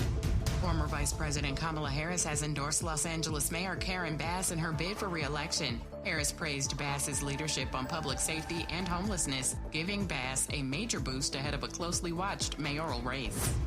And the Orlando Magic have fired head coach Jamal Mosley after 5 seasons. The move comes after a Game 7 playoff loss to the Pistons. Mosley led Orlando to 3 straight playoff appearances, and team president Jeff Weltman will now lead the coaching search. Get BIN News Now on demand 24/7 on the iHeartRadio app. Recall 67A mobile appointments are now available in your area. We come to you quick, easy, and under an hour. Complete the recall to get $500 plus a warranty worth thousands. Schedule today at CummonsRecall.com. This is the KBLA Sports Minute with Ray Richardson. The Lakers must have been feeling some kind of way when they left town Thursday to fly to Houston for Game 6 Friday night. They packed enough clothes to last for a week. The plan was to fly to Oklahoma City after disposing of the Rockets and not think about returning to L.A. for a Game 7 on Sunday. The Lakers have been in OKC since Saturday morning to prepare for their Western Conference semifinal matchup with the defending NBA champions. Game 1 is Tuesday night. The extra prep time in OKC might be needed. OKC is already a 15.5-point favorite in Game 1, and they are well rested. OKC has been off since April 27th after sweeping Phoenix in the first round. The Lakers also need some extra time to figure out a game plan to defend Shai Gilgeous-Alexander. SGA averaged 33.7 points against Phoenix. This will be a major upgrade in competition for the Lakers in the next round. No debates, no speculation, just the info you need. That's your KBLA Sports Minute. I'm Ray Richardson on KBLA Talk 1580.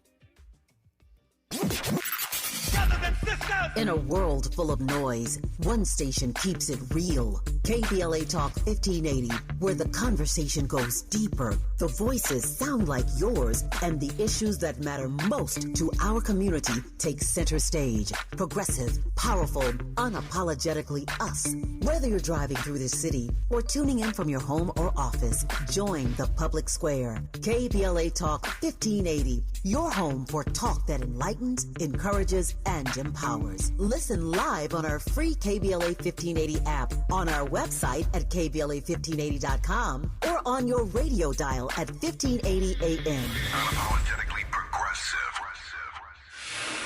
You can't fix what you won't face, and we face it every day. This is KBLA Talk 1580.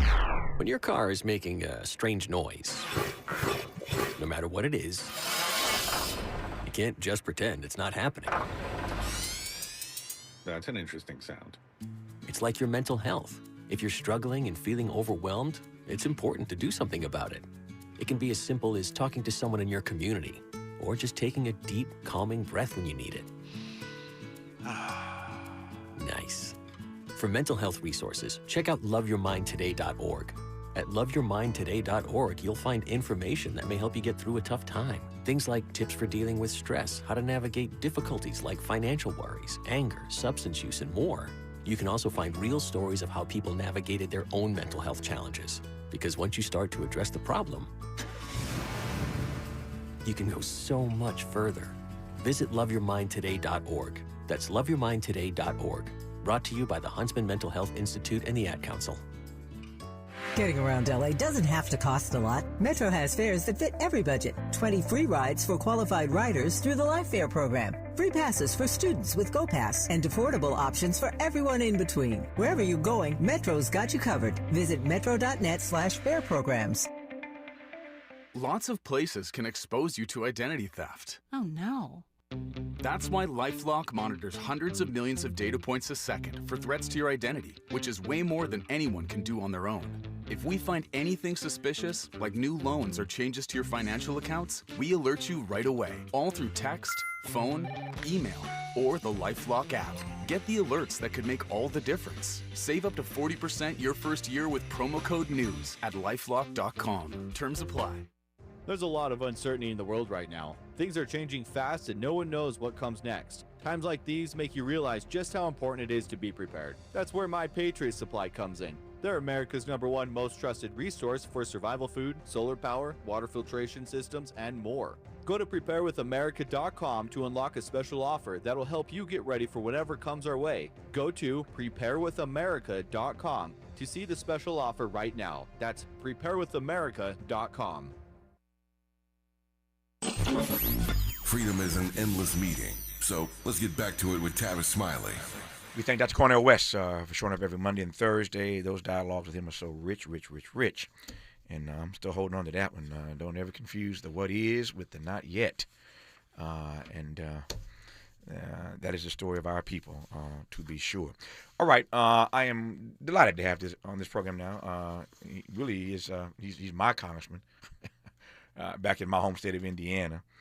The joy of talking to him is for me knowing that it was his grandmother, Julia Karson, who was my dear friend, who once held this seat. He's now had it for a number of years, but it was his grandmother who had this seat prior to, and I loved me some Julia Karson.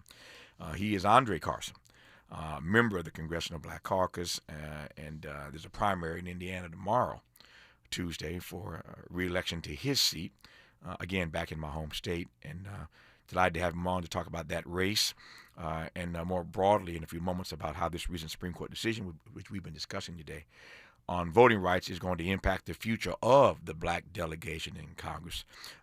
But let's start with this. Congressman André Carson, how are you, sir?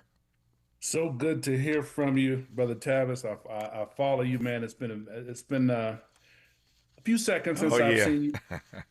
Grandma loved you dearly. You know that. I don't have to tell you. No, I miss her, man. Yeah. Whenever you were in town, she said, Tavis is in town. Come on, boy. Yeah. No, I loved your grandmother, and Julia Karson served the state of Indiana honorably, first in the State House, and then, of course, a longtime member of Congress, and she's one of the real ones. I love her. Miss her dearly, and considered it one of the honors of my life that she was in my friend circle. I was in her friend circle. That's right. And what year did you get elected? How long have you been there? How many terms have you been in there now? 2008. I came from I had lost the school board race, and right. I ran for council. I was on the city council for a stint, and then I came to Congress. She died the year prior, so she didn't get to see me go to Congress. Yeah, that's right. Yeah, 2008. So you've been there a minute now. Been there a minute. By God's grace, it won't be 60 years. I want to make a mark fight for our people. Yeah. Let me start with that. What do you make of the change? This is a broad question, so I'm giving you all the canvas you need, André, Congressman Carson, to paint as you will. But what do you make of the changes that you've just seen in those years from 2008 to now? I mean, the world has changed so much. Things are upside down in Washington. Just give me a broad sense of the way you've seen Congress just shift and change and devolve in the time you've been there.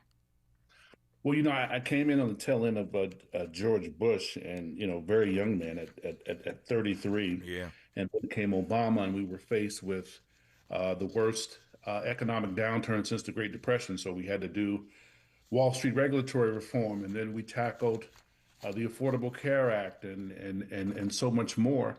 And then there was Trump, and we saw this seismic shift that happened effectively within the electorate. Mm-hmm. And we saw emissaries of Trump effectively recruit Black folks who felt disaffected. And I shared some of that sentiment, but I stayed true and blue. But many of my dear friends, many of your dear friends, went over to the other side. And I think Trump had very persuasive emissaries and ambassadors to make his case. And he got folks. He won the first time. It was disastrous. Joe Biden came in, and then Sister Kamala ran. I supported her, and she did not get in. And, we tried to tell people what would happen if Trump was reelected, but unfortunately, people didn't listen. And, I think the Supreme Court's decision really striking down a majority minority voting district in Louisiana is awful. And I like to think that history will judge this decision very harshly, just like Plessy versus Ferguson, another bad decision from Louisiana, which effectively, as you know, legalized racial segregation. That's right. And unleashed generations of Jim Crow separate but equal, state-sponsored discrimination. And in this case, as you talk about often, the lower courts rightly found that the state of Louisiana unlawfully suppressed Black representation in Congress for years. And we know they ordered a fair redistricting map to correct kind of the very persistent violations of VRA in Louisiana. And, instead of respecting the lower court decision, this administration argued, I believe, the wrong position and fought to effectively eliminate the second minority majority voting district. And this new ruling really it surgically neuters Section 2 of the VRA, and it opens up a new era of basically state-sanctioned racial discrimination by electoral exclusion. And, unfortunately, the Supreme Court, they really bought the flawed colorblind argument, which ignores the facts on the ground there today. And I think it also ignores kind of the very historic and electoral legacy of Plessy and the very deliberate and persistent and active discrimination against minority voting representation in the state of in the state today. So instead of doing the right thing, they blinded itself to the facts. Nope, I couldn't agree more. Just say amen, as we say in the Black church, everything you've said so far. Right. I want to circle back, Congressman, to your particular race in a second here. Before I do that, though, since we're talking about this, give me your sense as a member, a longtime member of the CBC. The CBC now is as large as it's ever been. I think the number was 67. 67 members of the CBC, never been that large historically, and now comes this gutting of the VRA. And we expect, as everybody is, predicting, this ain't rocket science here, that if they have their way, the number of members of the CBC is going to shrink dramatically in the months and years to come. And that hits you how? How are you processing that? Well, I even though our great state, Tavis is, and particularly Indianapolis, it's not necessarily a VRA district, but it's a VRA spirited district. And I think the legislature had the VRA in mind when the district was crafted. Now, the district is only about 27% Black, but there are other minority groups there. I mean, it is still Indiana. And I think for us, what we're seeing is, look, this is a democracy. People are free to run. They should run. That's a part of a healthy democracy. But I think we're seeing blue MAGA kind of emerge out of nowhere. These are folks who haven't been in the community. These are folks who haven't been in the trenches, if you will. These are folks who come from sundown towns. You're from Indiana, you know exactly what I mean. Oh, yeah. So they've settled in Indianapolis very recently, and now they effectively, one could argue, part of a greater regentrification effort. They want different representation, and some of these folks are just a few years younger than me. I mean, I'm 51. I have colleagues in Congress say, "Well, you know, my son's your age." You know, I'm like, "Oh wow, goodness, I may have more seniority than," but that's another subject. But we have new faces, with very old mindsets, and so this whole argument about we need new faces. Well, you could have a new face, but if that new face still represents old Indiana, the home of the headquarters of the Ku Klux Klan. Oh yeah. Then what use is it? And so we're seeing a lot of people try to use this to get their name out or to try to springboard for something else. And I'm from Indiana. I was raised by my grandmother, by God's grace. My wonderful mother, who was educated woman. She was my best friend. She suffered from schizophrenia. So she and I stayed in a shelter for some time. I was in a guardian home, and we lived with different people. And Grandma stepped in and said, "Let me raise this boy." And I think I come from that. But she raised me in a crack-infested neighborhood, one of the toughest in the state. It was called Dodge City at the time. Oh yeah. But I don't regret that. I embrace that. And many of them are trying to use her to give her a backhanded compliment. Now, Tavis, you remember when she was alive, some Democrats were saying we needed a more polished representation. Now, Julia, who is this common woman representing us? She's not. You remember? Oh yeah. Oh yeah. So they can't say the same, but indirectly they are using dog whistles. Yeah. I want to come back in a moment here. I want to come to this notion that you raised there with blue MAGA. I haven't heard that phrase in a minute, and it's as real as rain, because it's not just the rabid right that we see showing up in the Trump era. There is a version of this MAGA that we call blue MAGA. And I'm glad André, I keep calling him André, he's a congressman. Congressman Carson, I've known him for so long. Congressman Carson raised this blue MAGA thing. I want to come back to that and talk more expressly again about his race in Indiana. The primary is tomorrow, but all these members of the CBC who are being primaried in the months to come are in the same boat now, given the ruling by this Supreme Court on the VRA. More with Congressman André Carson when we come forward on Tavis Smiley. From California to the Carolinas, everybody's listening to Tavis. More when we come forward.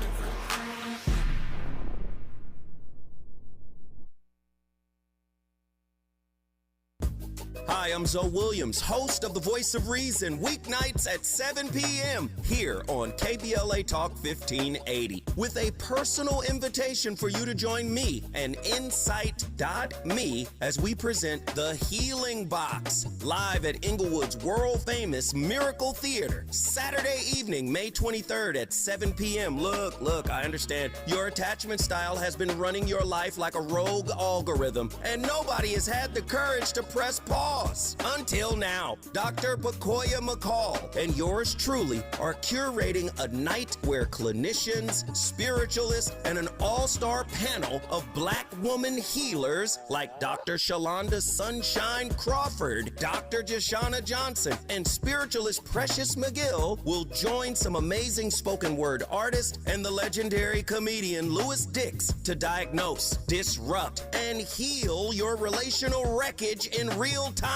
Listen, bring your trauma. As a matter of fact, bring your baby mama. No, bring your testimony. And if you're still texting your ex at 2 a.m., baby, you're not just invited, you're the target demo. Tickets are moving fast, so grab yours at themiracleinglewood.com before your dating history gets flagged as a pre-existing condition. That's themiracleinglewood.com. We'll see you there Saturday, May 23rd at 7 p.m.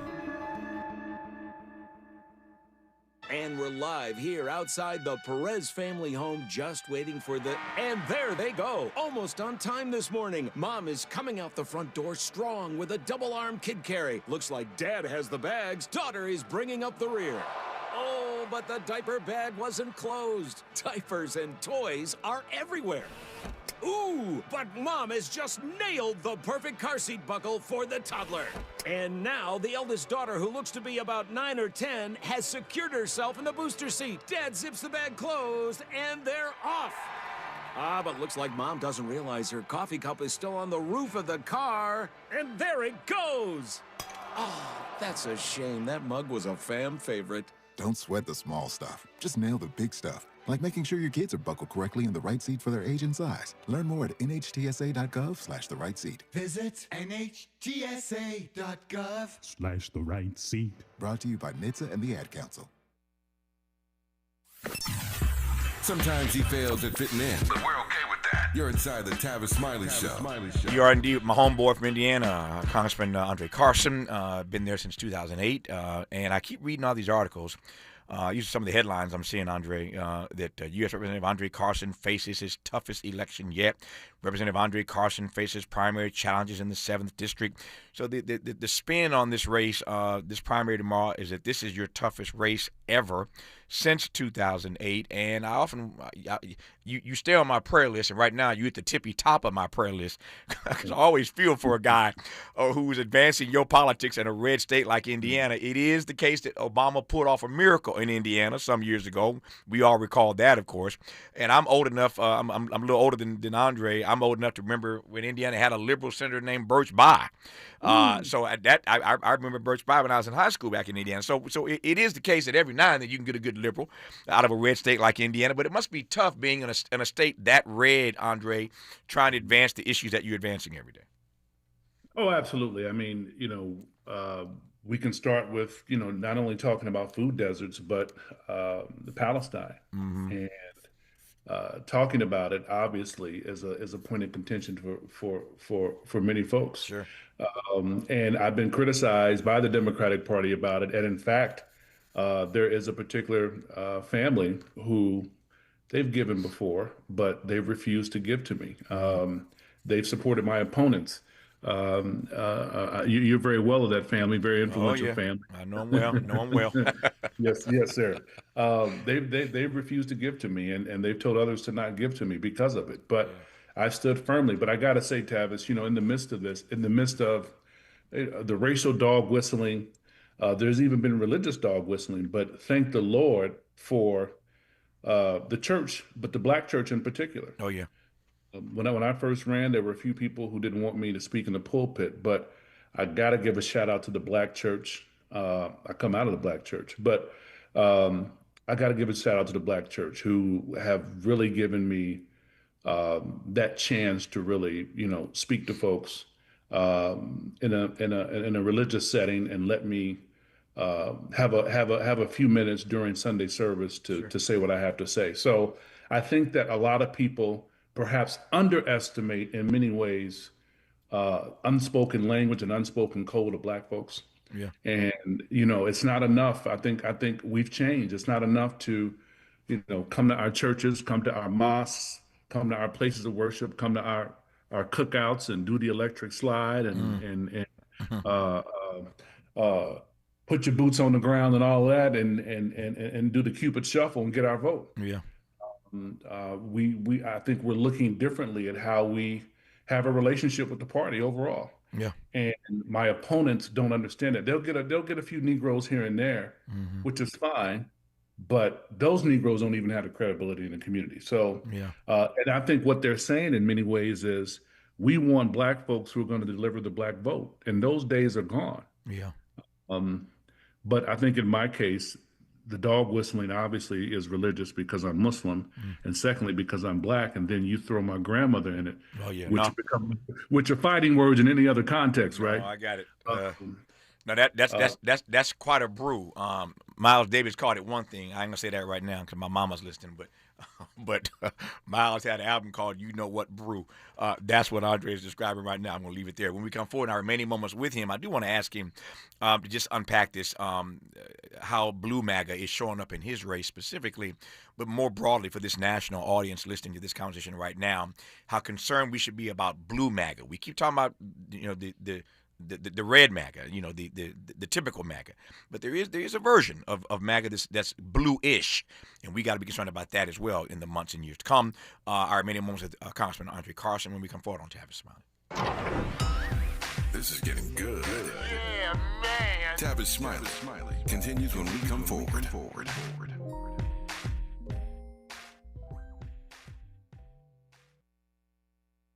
When did watching TV go from a way to relax to a complicated chore?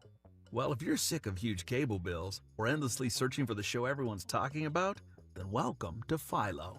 Philo's the streaming service that respects both your time and your wallet, without needing to cut the stuff you actually love to watch.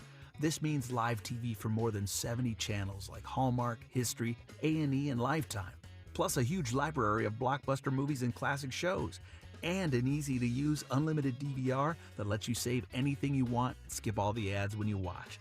The best part? You get all this for just $25 a month when you sign up at Philo.tv.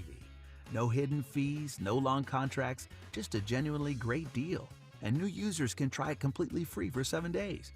So head to Philo.tv, that's PHILO.tv, and experience a better way to TV.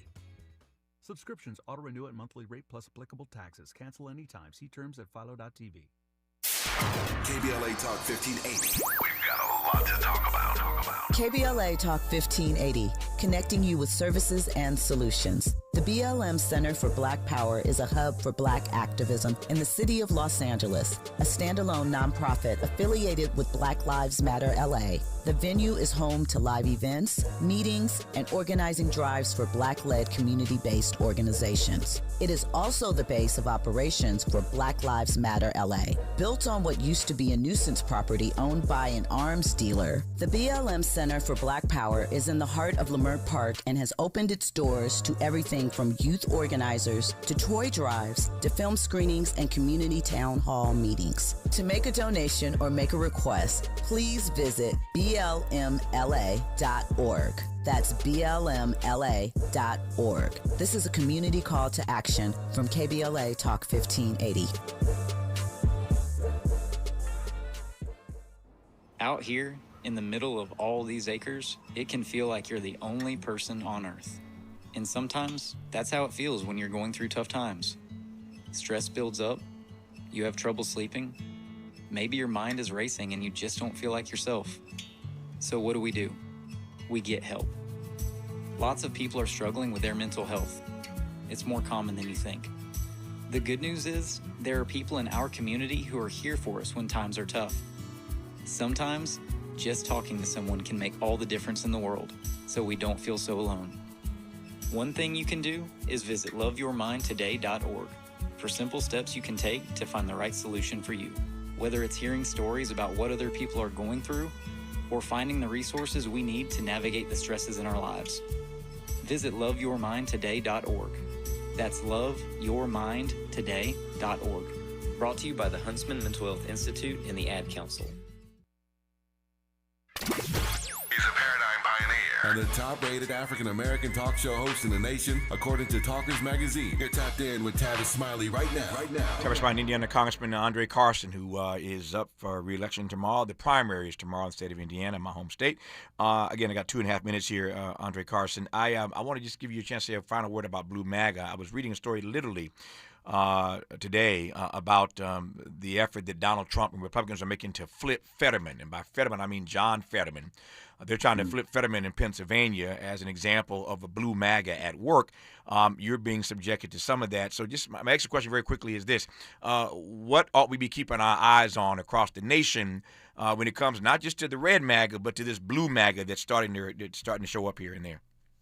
Oh, absolutely. I think it's critically important. I mean, we see the same kinds of lines with Black folks. You're different. You're special. You're not like the others. And I think they become enticed. And I think the promise is access. The promise is getting results for their district. And I think in the end, they all get burned. But I think that the notoriety that comes with the affiliation, it's like an unspoken agreement. Yeah. And listen, there are cult-like elements to the blue MAGA movement. And we've seen this. I mean, critiques, which are fine, but I think the critiques seem to be unbridled and without any solutions. Yeah. And so my concern is that these folks who are pushing Blue MAGA, they're being manipulated either knowingly or indirectly. No, the piece I referenced is in Politico. You should read it. I recommend it to you. It's called "Inside the Quiet Republican Effort to Flip Fetterman." As the Pennsylvania Democrat increasingly is isolated within his own party, but Republicans are quietly trying to win him over. And the article goes into great detail what Trump and others are doing behind the scenes, again, to flip Fetterman, John Fetterman in Pennsylvania. Again, the piece is called "Inside the Quiet Republican Effort to Flip Fetterman." It's in Politico, written by my friend and brother Jonathan Martin. I recommend that piece. I got 30 seconds to go, Andre. How are you feeling about tomorrow? You know, Brother Tavis, in my head, I'm always 20 points behind. Right. There you go. There you go. I think we've done a lot of good work. I want to continue that work. I brought over $1 billion back to Indianapolis. I've had over 22 pieces of legislation signed by different presidents. We want to keep that up. I'm currently the ranking member of the Aviation Subcommittee on Transportation. And as we both know, aviation is at the forefront. Our airport in Indianapolis, your airport, has been voted #1 14 years in a row. My greater vision for our state is to bring high-speed rail there. I had a chance to talk to President Obama about it years ago. Right. That would connect the high-speed rail system from Chi-Town to Indianapolis to St. Louis or even Louisville. Maybe have a stop in Howard County just to see your folks. I go. But that's the ultimate vision. We want to bring $2 billion back and have 44 pieces of legislation signed, but with honor and distinction. If the people would have me back by God's grace, I want to continue that great work. Well, I'm in L.A. after all these decades, as you know. But if I could still vote in my home state of Indiana, you'd have my vote #1. But you know that, you are standing in a grand, as part of a grand legacy and a grand tradition. I never ever want to talk to you or anybody else in Indiana and not mention call the name of your precious grandmother, Julia Karson. I love her back, man. I love you as well. All the best tomorrow. I'll be watching, and we'll talk soon thereafter. Thank you, family. Good to have you on. More of Tavis Smile when we come forward. KBLA 1580 Santa Monica. I'm Bree Wood with BIN News Now. U.S. Central Command is denying reports of a missile strike on a Navy ship in the Strait of Hormuz. Here's Treasury Secretary Scott Bessent. In the U.S., we are just firing if fired upon. We are not the provocateurs here. But if the Iranians want to escalate here, we are willing to escalate. Iranian state media claimed an attack, but the U.S. says it never happened. Former Vice President Kamala Harris has endorsed Los Angeles Mayor Karen Bass in her bid for re-election. Harris praised Bass's leadership on public safety and homelessness, giving Bass a major boost ahead of a closely watched mayoral race. And the Orlando Magic have fired head coach Jamal Mosley after 5 seasons. The move comes after a Game 7 playoff loss to the Pistons. Mosley led Orlando to 3 straight playoff appearances, and team president Jeff Weltman will now lead the coaching search. Get BIN News Now on demand 24/7 on the iHeartRadio app. Recall 67A mobile appointments are now available in your area. We come to you quick, easy, and under an hour. Complete the recall to get $500 plus a warranty worth thousands. Schedule today at CummonsRecall.com. This is the KBLA Sports Minute with Ray Richardson. The Lakers must have been feeling some kind of way when they left town Thursday to fly to Houston for Game 6 Friday night. They packed enough clothes to last for a week. The plan was to fly to Oklahoma City after disposing of the Rockets and not think about returning to L.A. for a Game 7 on Sunday. The Lakers have been in OKC since Saturday morning to prepare for their Western Conference semifinal matchup with the defending NBA champions. Game 1 is Tuesday night. The extra prep time in OKC might be needed. OKC is already a 15.5-point favorite in Game 1, and they are well rested. OKC has been off since April 27th after sweeping Phoenix in the first round. The Lakers also need some extra time to figure out a game plan to defend Shai Gilgeous-Alexander. SGA averaged 33.7 points against Phoenix. This will be a major upgrade in competition for the Lakers in the next round. No debates, no speculation, just the info you need. That's your KBLA Sports Minute. I'm Ray Richardson on KBLA Talk 1580. When the story gets twisted, who's going to tell the truth? When they cut the microphones, who's still talking?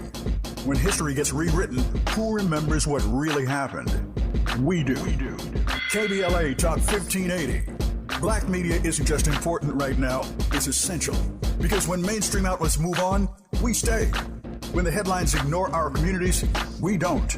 When decisions are being made that affect Black lives in our schools, our neighborhoods, our economy, KBLA is in the room. This is more than radio.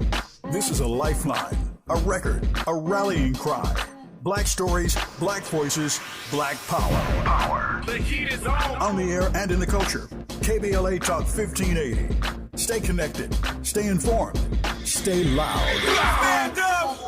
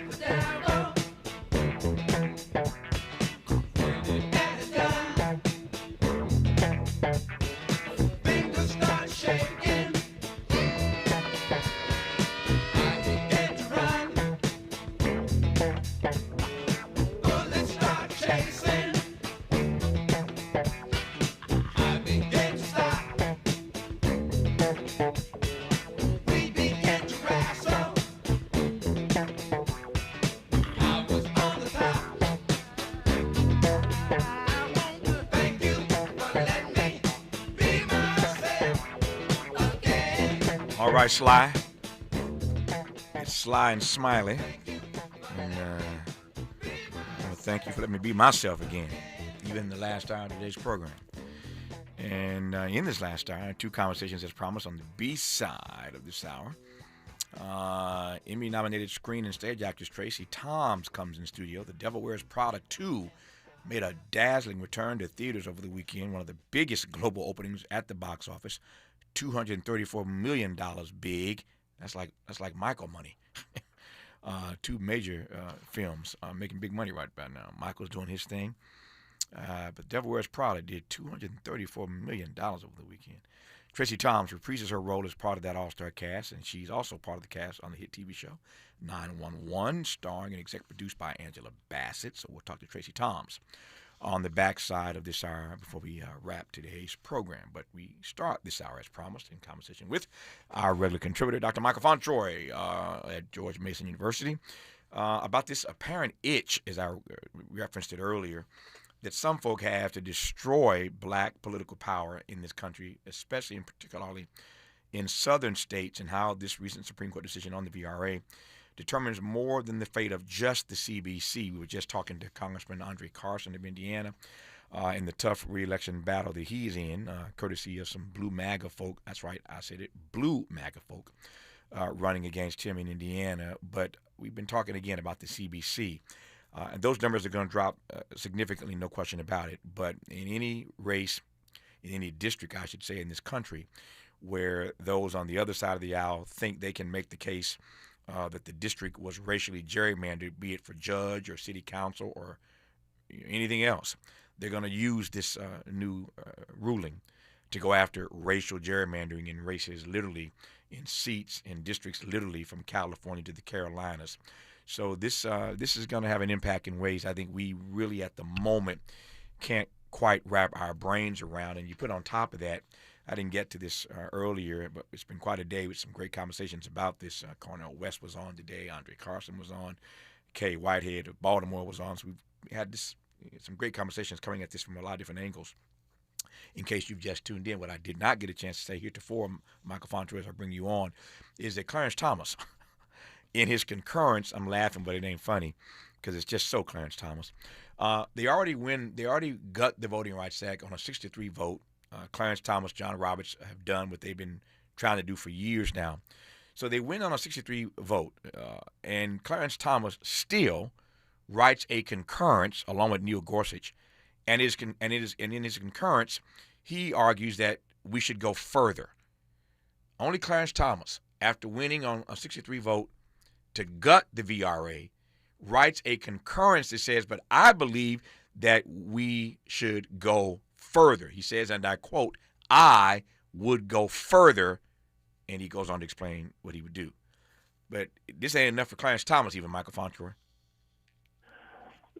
Yeah, but, it's not a surprise. You look at what he has been sort of the tip of the spear of white nationalism for decades now that he's been on the court, even before that when he was heading the Equal Employment Opportunity Commission in the Reagan administration. So he has a 40-plus year track record of defending white nationalism, and it's terrible, it's embarrassing, but it's not a surprise. Yep, but the fact that he would just literally publicly say, "This ain't enough for me," we ought to do more damage. I would go further. Those words are just chilling to hear come out of his mouth. But again, to your point, no surprise. But just wanted to make sure I got that out there.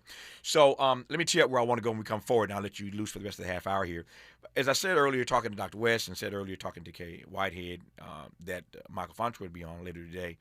And I want to take this conversation in a little bit different direction than what we've talked about so far, and that is the scramble to destroy black political power writ large that this catastrophic court ruling has now set in place.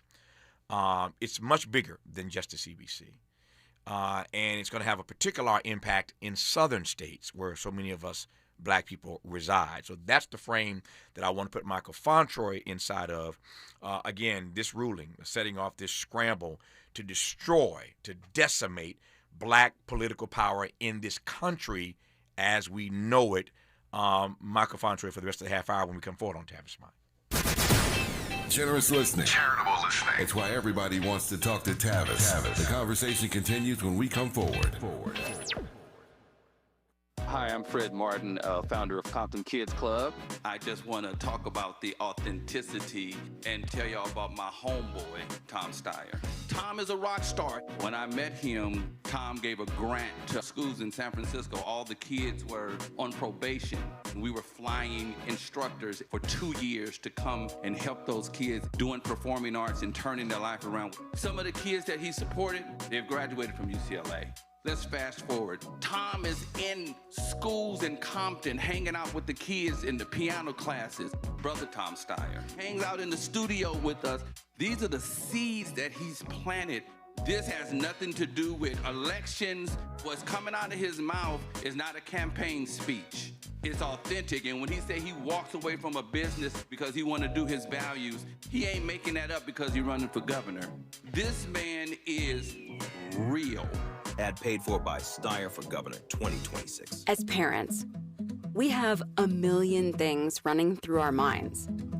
Playdates, checkups, groceries, laundry, diapers, work, carpool schedules, picture day, swim team, did we mention diapers, birthday parties, meal prep, lost permission slips, dentist appointments, and the dog that still needs to be walked. So it's easy to make a mistake. Oh, I forgot birthday candles. Sit tight, hon, I'll be right back. We say we'd never put our kids in danger by leaving them in the car alone. Oh, wait, since when are candles not on the baking aisle? But never happens. And temperatures as low as 60 degrees can be deadly for children left behind. So always bring them with you, and every time you park the car, stop, look, lock. Brought to you by NHTSA and the Ad Council. The joint will be jumping. Ebony Repertory Theater, in association with Big Street Films, brings you one of the most beloved musicals of all time. Tony Award winner, Ain't Misbehavin'. The soulful, swinging celebration of the music of Fats Waller. From the rollicking to the romantic, this show is pure magic, full of the songs that defined an era and the voices that'll make you forget everything else for a night. Foot-stomping, heart-stirring, unforgettable. Don't miss Ain't Misbehavin' at the Nate Holden Performing Arts Center, starring Lettucey, directed by Ren T. Brown. This is the night out you've been waiting for. Tickets are going fast, so don't wait. Grab yours now at ebonyrep.org or call the box office today at 323-964-9766. Ebony Repertory Theater, bringing the culture, keeping the legacy alive. Ain't Misbehavin' runs May 21st through June 8th at the Nate Holden Performing Arts Center. Get your tickets now. Freedom is an endless meeting, so let's get back to it with Tavis Smiley. Tavis Smiley, Michael Fauntroy of George Mason University. We just established, in case you had not heard this, in this dialogue at least, that Clarence Thomas said that with regard to racial gerrymandering and the gutting of the VRA, that he would have gone further I would go further, Clarence Thomas has said. That notwithstanding, we see that this decision on the VRA, this catastrophic ruling, as I referenced earlier, has set off a scramble to really destroy black political power in this country writ large. Kaye Wise Whitehead in today's program made the point that John Roberts, the Chief Justice, had been at this since at least 1982. And before him, there were those who were, trying to go after the VRA. Literally from the moment that LBJ passed it, it's had a target on it. But this has been a 60-year battle to do what the court did just last week, which ultimately, Michael, leads to what is going to be a diluting of the black vote, no matter how you look at it. It's going to lead to a dilution of the black vote, and that's what I want to talk to you about. So that's the frame. You jump, and I'll follow you. Okay, well, I think that you put it nicely when you pointed out how far back Roberts goes. If you look at some of those early Department of Justice memos from the Reagan administration, you'll see that some of them are written by Antonin Scalia and some of them are written by John Roberts. And so those who are perhaps surprised by the timing of all this should just know that this is the culmination of a multi-decade effort.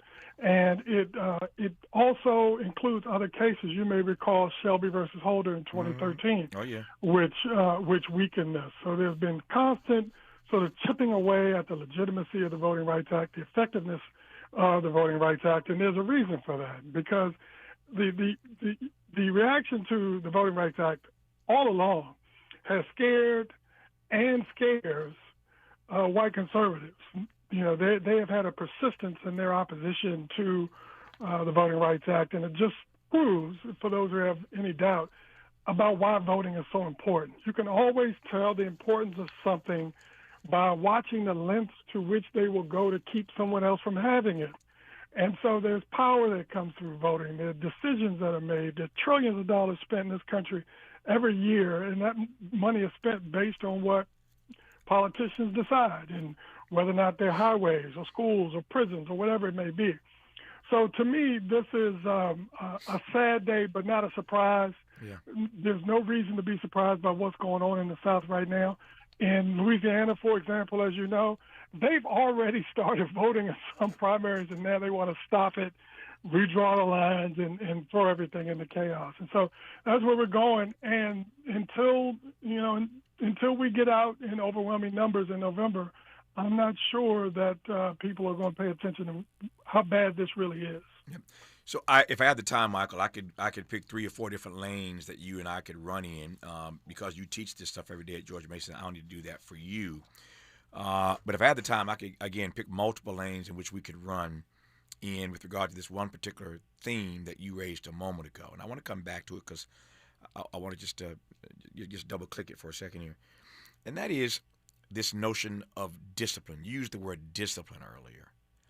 And again, there are multiple lanes I could point to that we could run in about the ways in which the political right is so much more disciplined than the left, so much more disciplined than Democrats, certainly.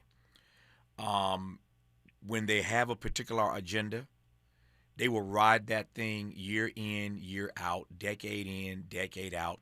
They will just they'll keep whittling away at it until they finally get what they want, until they finally achieve what they've been after, until they get across that finish line. And this is but one, as I said 3 times now, of a number of issues I could point to where they have had the discipline to stay the course to realize their ultimate goal. I don't need to give you those 3 or 4 things. You know what they are. Right. Again, you teach them every day. But just but since you went there, I want to follow. Just say a word about the way in which the political right, the Republicans, are so disciplined when it comes to the agenda that they want to run. I'm gonna pair that word with the word persistence. Okay. Because I do think that the conservative movement in the United States, in my view, is disciplined and persistent because it has at its core a survivalist mentality. They really believe that the pie is all theirs, and any slice that's taken out and sort of parceled out to black people or brown people or whomever, is something they viscerally feel belongs to them. And so they take offense to it. And they want to take it all back at all times.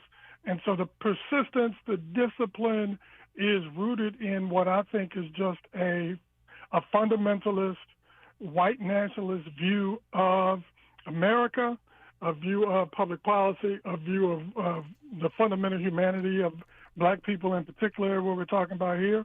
You know, they don't see us as being worth any of the kinds of things that we have been fighting for in this country for centuries.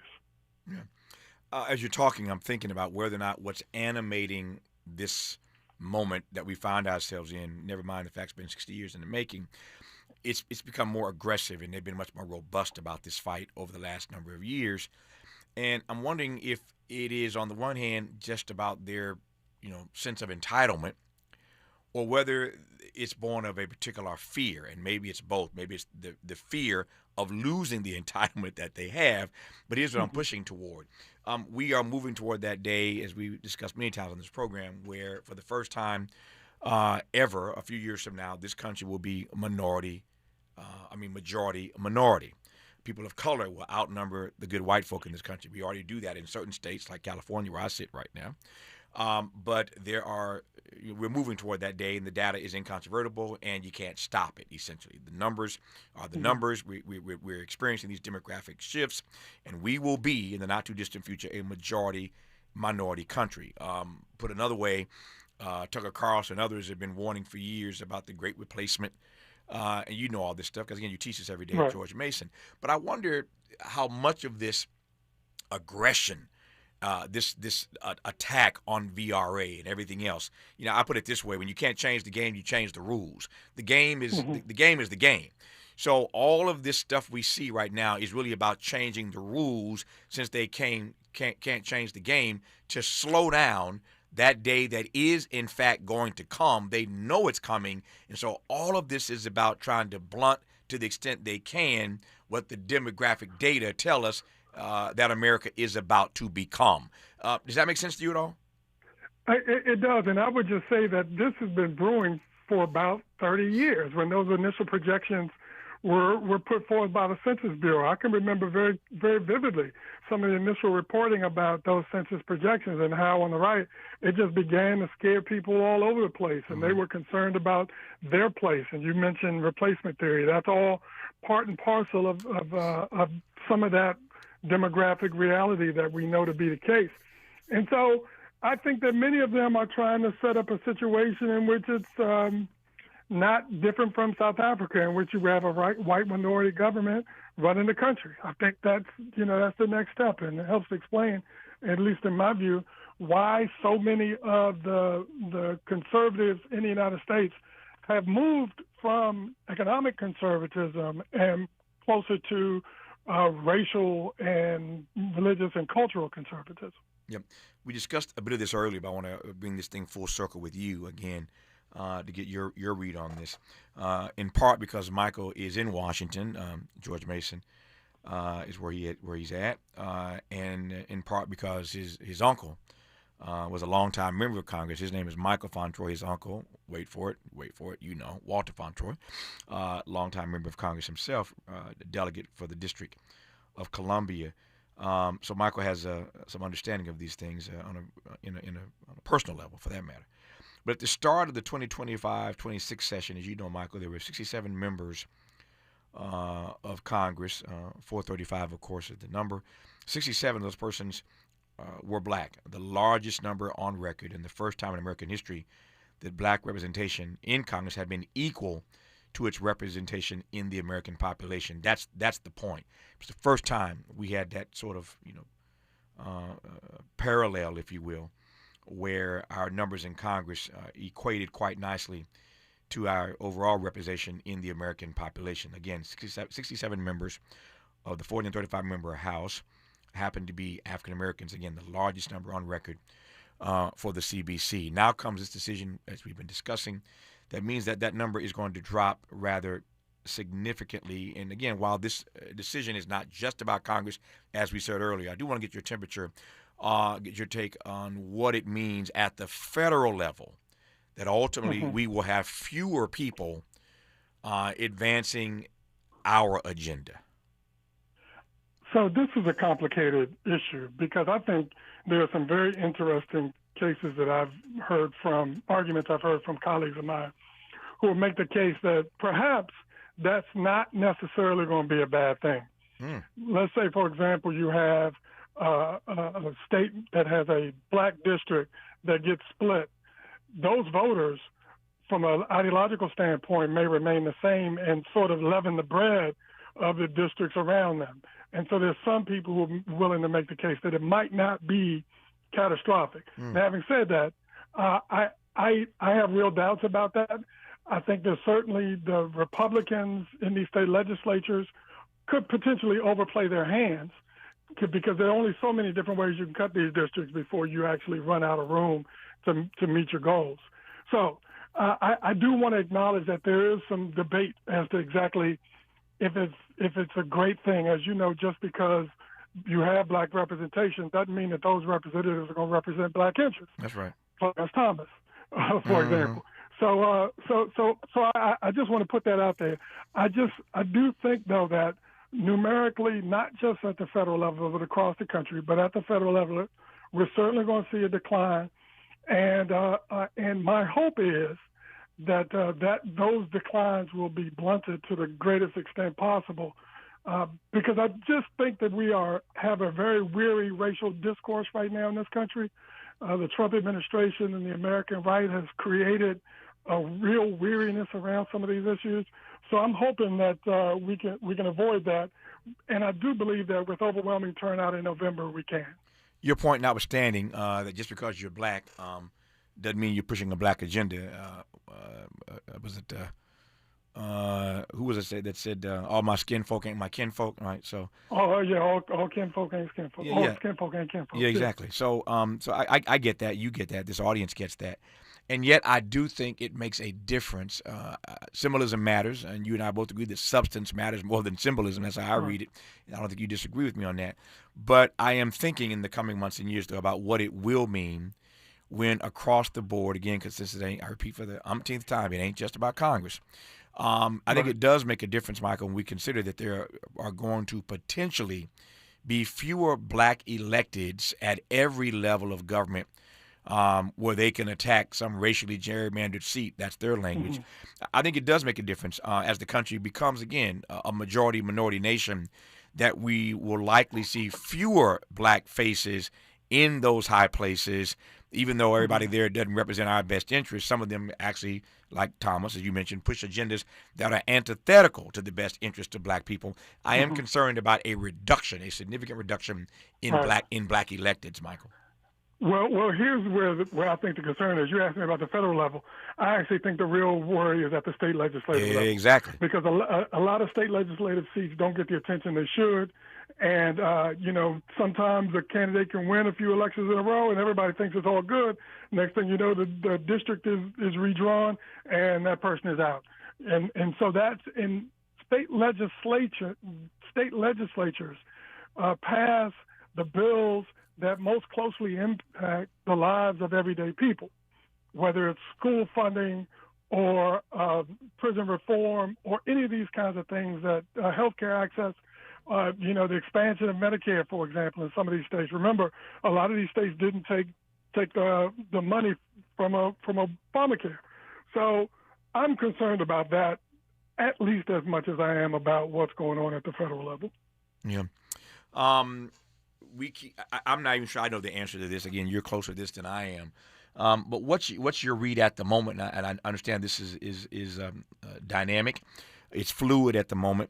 But I'm not sure I understand what the real world impact is going to be of this decision on the midterms. At one point, initially, certainly everybody was scared that all these lines are going to be redrawn between now and November. Now I've seen reporting over the last few days that it's not exactly what's going to happen, that most states can't move that swiftly, never mind the example you gave of what they're doing in Louisiana, trying to put everything on hold. I don't know that the impact is going to be felt as acutely as we once thought by November. Is that your read? By November of 26. Yes. But 28, a presidential election year could be a different story. And so that's why pushback has to begin now on this. Light needs to be shined. And, oh, by the way, Tavis, there are also concerns about what the rules around electoral administration are in addition to the boundary changes. Things can be slid into redistricting bills that include other things that could be problematic as well. And, again, that's why we need to pay attention and make sure at the state level we're on top of that. And finally, in 45 seconds here, how does all of this aid and abet Donald Trump? Well, chaos is always good for him. I do think, though, that if the Democrats are able to take the House, there'll be some fighting around certifying those election results in states that Trump won.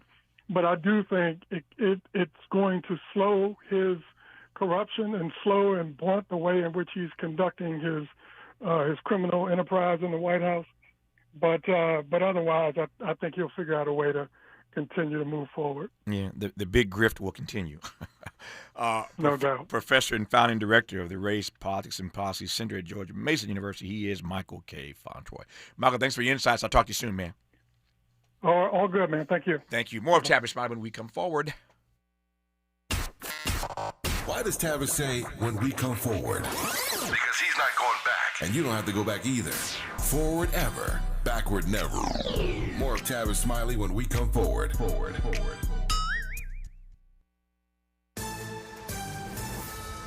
I'm Bree Wood with BIN News Now. U.S. Central Command is denying reports of a missile strike on a Navy ship in the Strait of Hormuz. Here's Treasury Secretary Scott Bessent. In the U.S., we are just firing if fired upon. We are not the provocateurs here. But if the Iranians want to escalate here, we are willing to escalate. Iranian state media claimed an attack, but the U.S. says it never happened.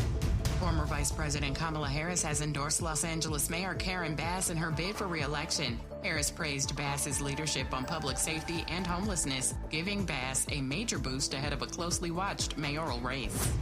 And the Orlando Magic have fired head coach Jamal Mosley after 5 seasons. The move comes after a Game 7 playoff loss to the Pistons. Mosley led Orlando to 3 straight playoff appearances, and team president Jeff Weltman will now lead the coaching search. Get BIN News Now on demand 24/7 on the iHeartRadio app. Make this summer one to remember at MGM Grand Las Vegas. Lounge by the pool, catch world-class entertainment, indulge in unforgettable dining, and experience the energy only MGM can deliver. Plan your Vegas escape today at MGMRewards.com. Is this the time? This is the KBLA Sports Minute with Ray Richardson. The Lakers must have been feeling some kind of way when they left town Thursday to fly to Houston for Game 6 Friday night. They packed enough clothes to last for a week. The plan was to fly to Oklahoma City after disposing of the Rockets and not think about returning to L.A. for a Game 7 on Sunday. The Lakers have been in OKC since Saturday morning to prepare for their Western Conference semifinal matchup with the defending NBA champions. Game 1 is Tuesday night. The extra prep time in OKC might be needed. OKC is already a 15.5-point favorite in Game 1, and they are well rested. OKC has been off since April 27th after sweeping Phoenix in the first round. The Lakers also need some extra time to figure out a game plan to defend Shai Gilgeous-Alexander. SGA averaged 33.7 points against Phoenix. This will be a major upgrade in competition for the Lakers in the next round. No debates, no speculation, just the info you need. That's your KBLA Sports Minute. I'm Ray Richardson on KBLA Talk 1580. We've got a lot to talk about. Hi, I'm Zoe Williams, a.k.a. the Voice of Reason, encouraging you to join me weekdays from 7 to 9 p.m. for the world's most intriguing relationship radio roundtable. Every night, I facilitate and encourage our loyal listeners to participate in the most engaging relationship discussions you'll hear anywhere. So make it a point to rendezvous with me, Zoe Williams, the Voice of Reason, Monday through Friday, 7 to 9 p.m. Pacific Standard Time. Trust me, your relationships will never be the same. The VOR is on fire tonight. Unapologetically progressive. KBLA Talk 1580. We've got your black. When your car is making a strange noise, no matter what it is. You can't just pretend it's not happening. That's an interesting sound. It's like your mental health. If you're struggling and feeling overwhelmed, it's important to do something about it. It can be as simple as talking to someone in your community, or just taking a deep, calming breath when you need it. Nice. For mental health resources, check out loveyourmindtoday.org.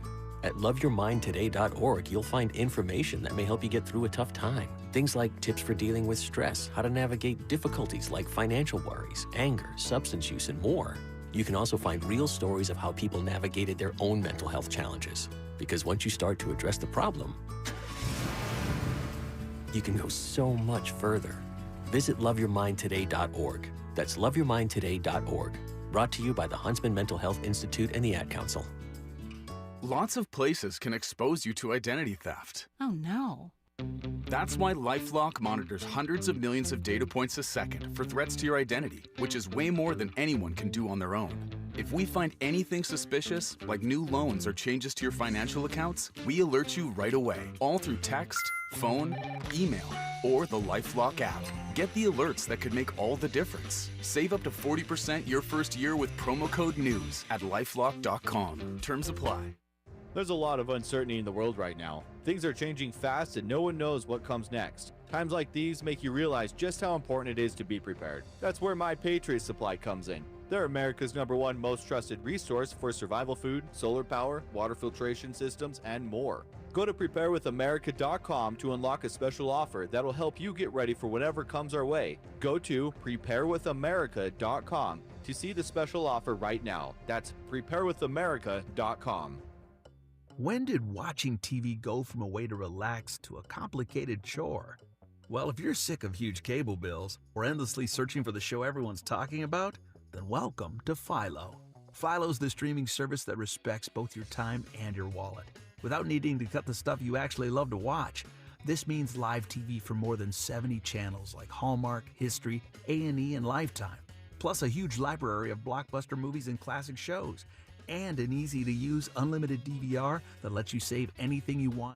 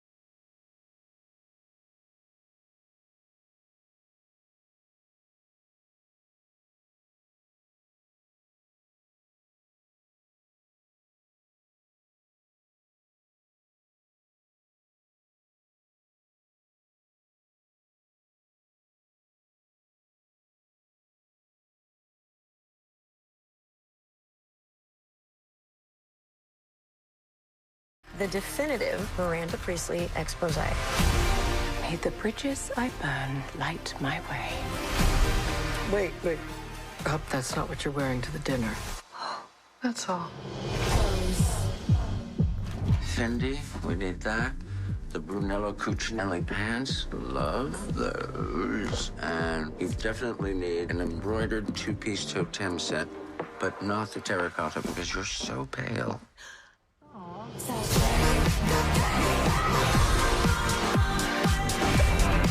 My neck is hot. Oh my God, just hide a feeling for once, please. I just love my job. The Devil Wears Prada 2 made a dazzling return to theaters over the weekend with one of the biggest global openings at the box office, $234 million big.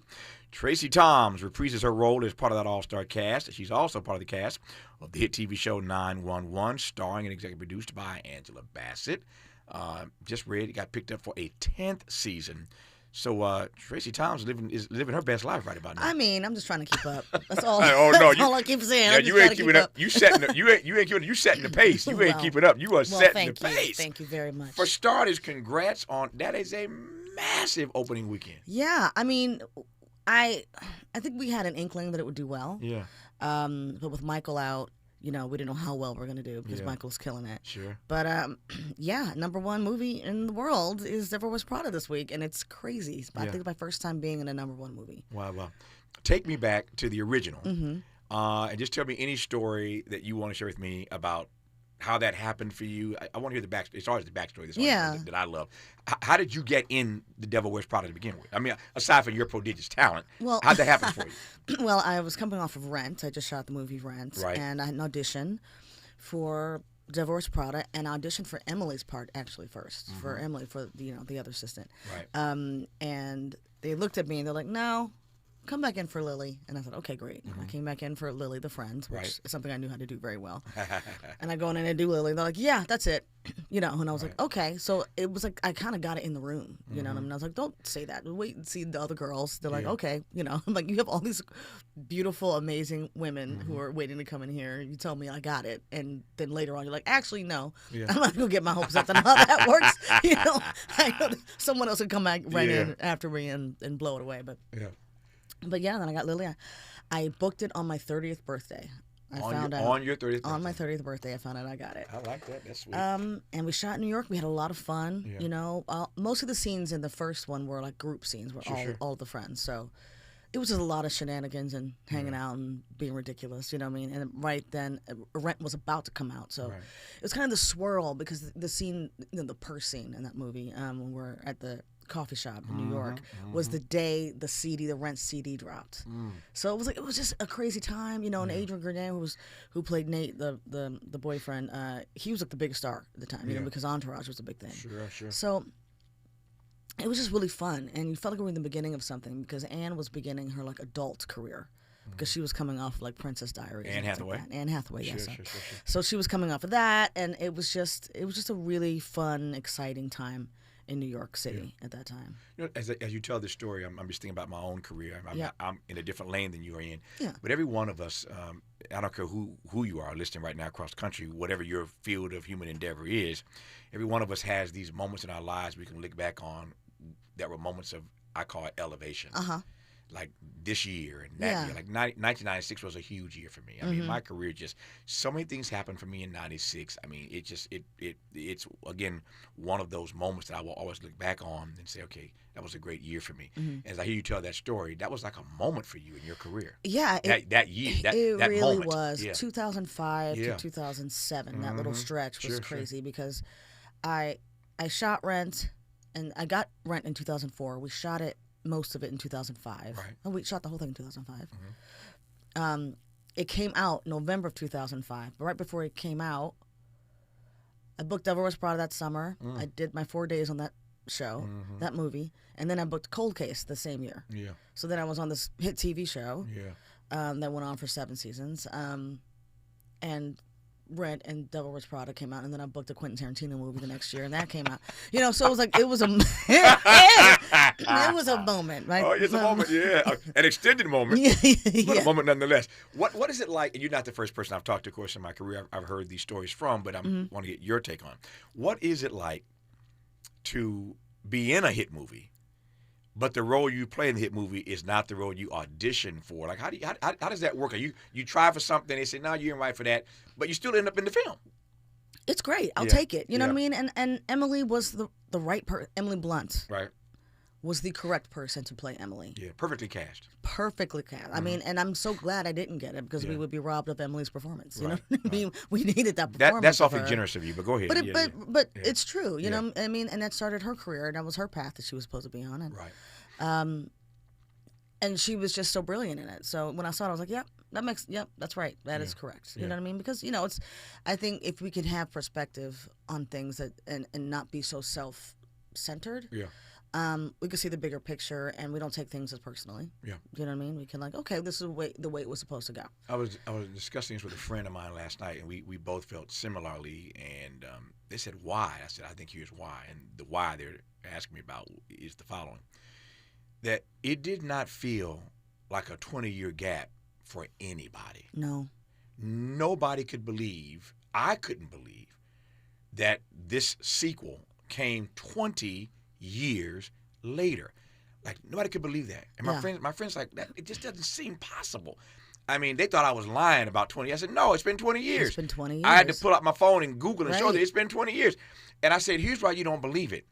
Because we see Devil Wears Prada on TV every day somewhere. I know. Right? So, I mean, that's the world we live in now, right? Mm-hmm. We see stuff so frequently. We see stuff so often that the distance that we used to feel between A and B, that distance doesn't exist That's a really anymore good point. because you see it all the time. So you feel like you just saw it, right? But it's been 20 years. It's been 20 years. So that's my long way of asking, did it feel like 20 years for you?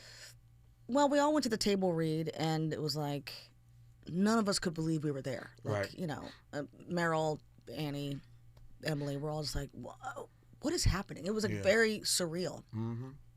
They were all there, same director, same producer, same crazy. writer. Everybody was Yeah. the same, Yeah. same camera operators. You know, it was the same. I thought, not to cut you off. No. I thought also with a 20-year gap, it is a blessing that, Yeah. all of y'all are still here Yeah. to be there. Yeah. You feel me? I do. You're still here to be Mhm. there at that table. But go Yeah. ahead. Yeah. Yeah, and it was, and I didn't know. I knew they were doing a sequel. There'd been rumblings about it for a while, but I didn't know if I was going to be in the sequel or not until about maybe a year ago, like in April of last year. They're like, oh, by the way, you're going to be. I was like, okay, great, we made it. We're still friends. Yeah. Fantastic. Yeah. And it was like the very first day of shooting, the very first scene of the entire movie was a scene between Anne Hathaway and I, in the gallery scene, and we're just standing there looking at each other like, is this real? Is this happening? But as soon as they say action, we just fall right back into what we were doing before, and it was crazy because we are the same people. Yeah. We are the same people 20 years later. You don't have to act 20 years later because it is 20 years It is 20 years later, exactly. 20 years. So it's just innately in there. And so you like trust that you know what you're doing and get to it, Yeah. you know? That part you didn't have to act. Yeah. And time passes 20 years later. No, it really is. It really is 20 years later. No acting. Tracie Thoms in studio. She's part of that all-star cast in Devil Wears Prada 2. Again, a $234 million opening weekend. I ain't mad at you. But that's the only thing she's doing. We'll talk more about the rest of her body of work when we come forward on Tavis Smiley. This show was built for you, for the community, for the culture, for everyone who wants more than headlines, for everyone who wants meaning. Tavis Smiley has always believed that public media can change lives. And every single day, that's what he comes to work to do. You're listening to Tavis Smiley. Your voice, your issues, your show.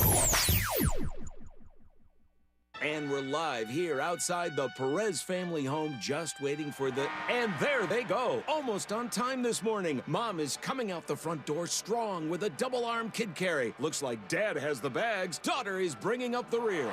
Oh, but the diaper bag wasn't closed. Diapers and toys are everywhere. Ooh, but Mom has just nailed the perfect car seat buckle for the toddler. And now the eldest daughter, who looks to be about 9 or 10, has secured herself in the booster seat. Dad zips the bag closed, and they're off. But looks like Mom doesn't realize her coffee cup is still on the roof of the car. And there it goes. Oh, that's a shame. That mug was a fam favorite. Don't sweat the small stuff. Just nail the big stuff. Like making sure your kids are buckled correctly in the right seat for their age and size. Learn more at nhtsa.gov/the right seat. Visit nhtsa.gov/the right seat. Brought to you by NHTSA and the Ad Council.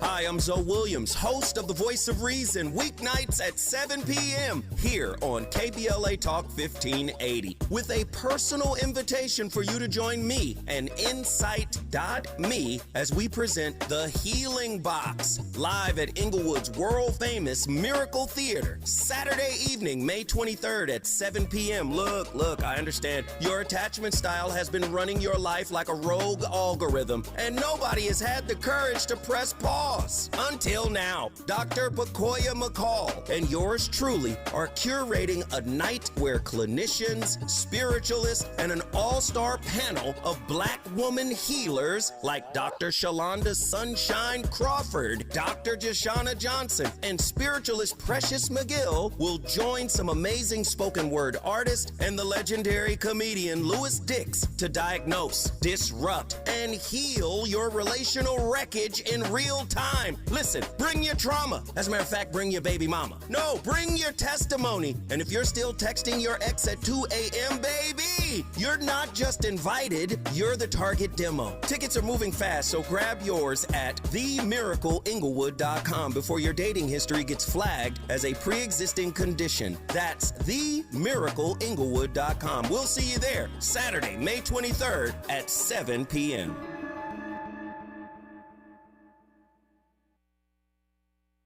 More honesty than you can handle. More empowerment than you can imagine. You're tuned in to Tavis Smiley. It's the Tracie and Tavis show. Tracie Thoms and Tavis Smiley talking about this amazing weekend that the Devil Wears Prada 2 had over the weekend. Have you seen the Michael thing yet? Yeah. What'd you think of it? I loved it. Yeah. I loved it. It was so, I mean, I feel like right now with Michael and Devil Wears Prada, I feel like they're such feel-good movies. What was that? Was that Barbenheimer? What was that thing they called it? Yeah, Barbieheimer. Barbieheimer. Like it's Devil Wears Michael, Michael wears something like Prada. that. I say Barbieheimer because for those who remember this, both of those things were out at the same time, and they were both killing it. Yeah. And the same thing is true with Michael and Devil. Yeah. Yeah, and it's a blessing, but I just feel like it's so nostalgic for people, both movies. Yeah. And it just make you feel good, especially right now. Yeah. In this time that we're living in. Yeah. Things that remind you of simpler times and happier times are really relished right now, and we're benefiting from that need. Yeah. And then it's such a wonderful thing to be a part of, and it's just like it's so needed right now. Yeah. In the world. You can always quibble with any film, particularly a biopic. Yeah. There are things you can quibble with. Of course. But the minute that the credits were done, I picked up my phone, I called Anton Fuqua, and I said, Negro, you killed it. Yes. I mean, I thought he acquitted himself nicely on that project. I really did too. Yeah. I loved it. I mean, people were sobbing, we were dancing and singing along, and Jafar is just that was uncanny for me. He just brought Michael back to us. He brought the Michael that we learn, and who I grew up with, my Michael, back to me. You know what I mean? Because I remember seeing the Motown 25th anniversary. I remember sitting in front of the TV watching that. Across the stage, yeah. When that moonwalk came out, I mean, Michael was like a god. He was like, at that time, you know what I mean? Sure. It was before the trouble started, so. Yeah. No. I loved it. No. It gave me everything I needed. Yeah, and it was good. I thought it was good too. And again, to see both of these out the same weekend is just unbelievable. Let me pivot from the success of that to the success of 911. Yeah. 10 seasons. I just read. They're picking it up again. Yeah. Mm-hmm. That's crazy. It is crazy. Yeah. I mean, I guess I figured when we started it'd be a few seasons. Yeah. I didn't foresee 10. Yeah. That doesn't happen anymore in television. You're not fortunate. Of course, I'm sure you probably do. I'm about to ask you a rhetorical question, which probably isn't rhetorical at all. But you've been so fortunate to be, on the one hand, in, hit films, plural, on the big screen, and in not one but 2 long-running series. Yeah. That's like so rare. It's very rare. You got Cold Case and you got 911. Yeah. People hate you. That doesn't happen. That happened to actresses every day, especially black actresses. Especially black actresses. Man. I mean, thank God that they decided to make Aisha Hines have a lesbian wife, because that's why I'm there. Yeah. To be her rock. Yeah. And I will be that. I'm like, I'm here for you. Yeah. 10 years in. 10 years, I'm still here. 10 years, you're still here. Unbelievable. Our guest is Tracie Thoms. Our remaining moments wherever we come forward on Tavis Smiley. In a world full of noise, one voice cuts through.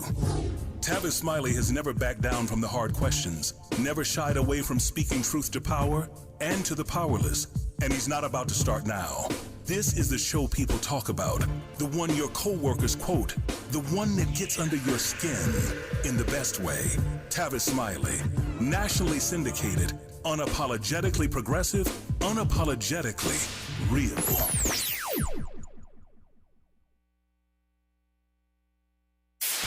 KBLA Talk 1580. We've got a KBLA Talk 1580, connecting you with services and solutions. The midterm elections are upon us.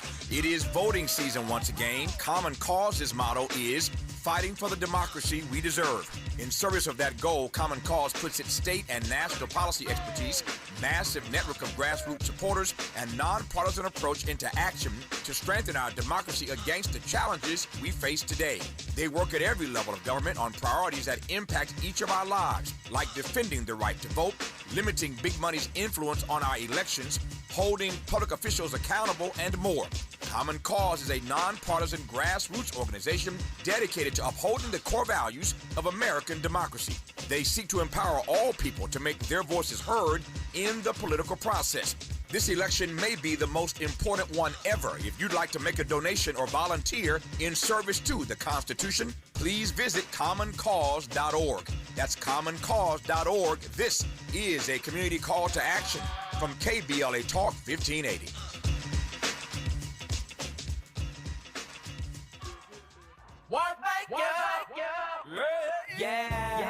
The California Crusader newspaper would like to thank all of our subscribers for their support throughout the years, proudly serving the South Los Angeles and South Bay areas for more than 40 years. The California Crusader is a multicultural, black-owned, adjudicated newspaper that focuses on providing newsworthy information to the people in our community.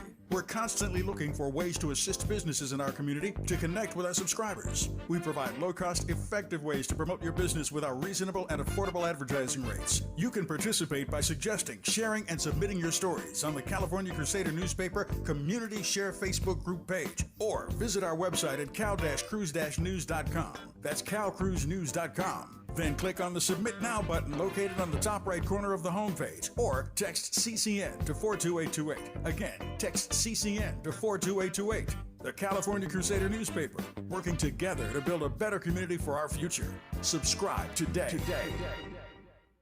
Out here, in the middle of all these acres, it can feel like you're the only person on Earth. And sometimes, that's how it feels when you're going through tough times. Stress builds up, you have trouble sleeping, maybe your mind is racing and you just don't feel like yourself. So what do? We get help. Lots of people are struggling with their mental health. It's more common than you think. The good news is, there are people in our community who are here for us when times are tough. Sometimes, just talking to someone can make all the difference in the world, so we don't feel so alone. One thing you can do is visit loveyourmindtoday.org for simple steps you can take to find the right solution for you. Whether it's hearing stories about what other people are going through, or finding the resources we need to navigate the stresses in our lives. Visit loveyourmindtoday.org. That's loveyourmindtoday.org. Brought to you by the Huntsman Mental Health Institute and the Ad Council. Helping to make you the most knowledgeable person in your circle of friends. This is Tavis Smiley. The Tracie and Tavis show continues. Tracie Thoms, to be exact, Emmy-nominated screen and stage actress. She's part of the all-star cast, in case you've just tuned in Devil Wears Prada, and now Devil Wears Prada 2, which had a massive opening weekend, $234 million to be exact. And they're off with a bullet now. She's also in the TV series, hit TV series 911. Executive produced and starring Angela Bassett, now picked up for a 10th season. I was saying Tracie's living her best life, man. I was saying to her during the break that it's so rare. I've been at this for a lot of years, interviewing, fortunately, everybody. I've been blessed to talk to people. And it is so rare in this business that you get cast in one, much less two or three long-running series. You've done Cold Case, now you've done 911, or are doing 911, and you were starting to say to me, and I said, "Hold that thought. I don't want to. I don't want to reprise this on the air. I want it fresh. Thank you." But you were saying, yeah, but I've been stuck in this perpetual best friend world. Tell me more about that. Well, yeah, I mean, because you have your leading ladies and you have your best friend and supporting roles, and when we all start out, we all want to be the leading lady, But the industry when I came out wasn't there yet. You know what I mean? They weren't ready for like quirky black girls being the lead. You know what I mean? They were, if you were going to be the lead, you had to be drop dead gorgeous. You had to be, Gabrielle Union or something like that. You know what I mean? I'm not saying I'm ugly. I'm saying I'm cute. You're not You ugly. know what I mean? Well, thank you. So I kind of got put into the best friend box, which in the beginning was frustrating. But it's a niche, and it is a niche. It's better than no niche, right? Yeah. And I can expand it and play around with it as much as I want. You know what I mean? And make myself important. Yeah. So because the leading ladies actually need their support, and they're actually a lot of times more fun to do. Yeah. You know, my read is, and you don't need to hear from me, but one, it's kept you working. Yes. Consistently. Absolutely. You making money, you paying your bills. I know. It's keeping you working, number one, and it has not typecast you. No, because which is a good thing. I think it's a good thing. Yes, me too. Yeah. I'm grateful. The best friend role expands. So, so when you're young, it's like the best friend, but when you get a little bit older, then it becomes like the therapist. I have this whole career of playing therapists. And even technically on 911, yes, I'm Aisha Hines' wife, but I'm also like her best friend. So I'm always giving her advice, and I'm her rock, and I hold her down. And that's just something that's innate in me. You know, when I first started, one of my first best friend parts on the show called Wonder Falls, the creator of the show was like, you just have this gravitas to you, and we trust you and want to listen to you.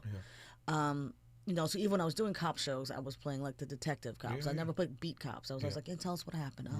Interviewing people and listening to people. So my brother always says, like, you play them listening parts.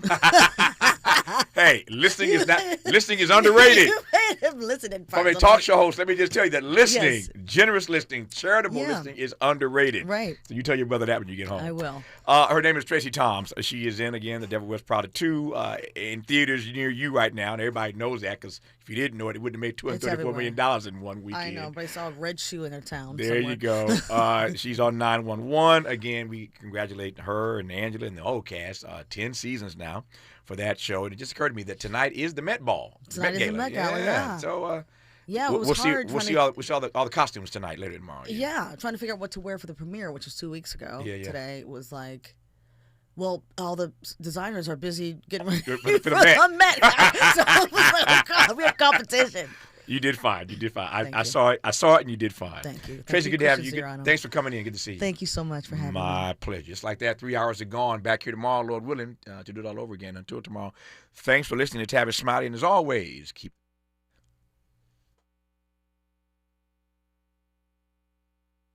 KBLA 1580 Santa Monica.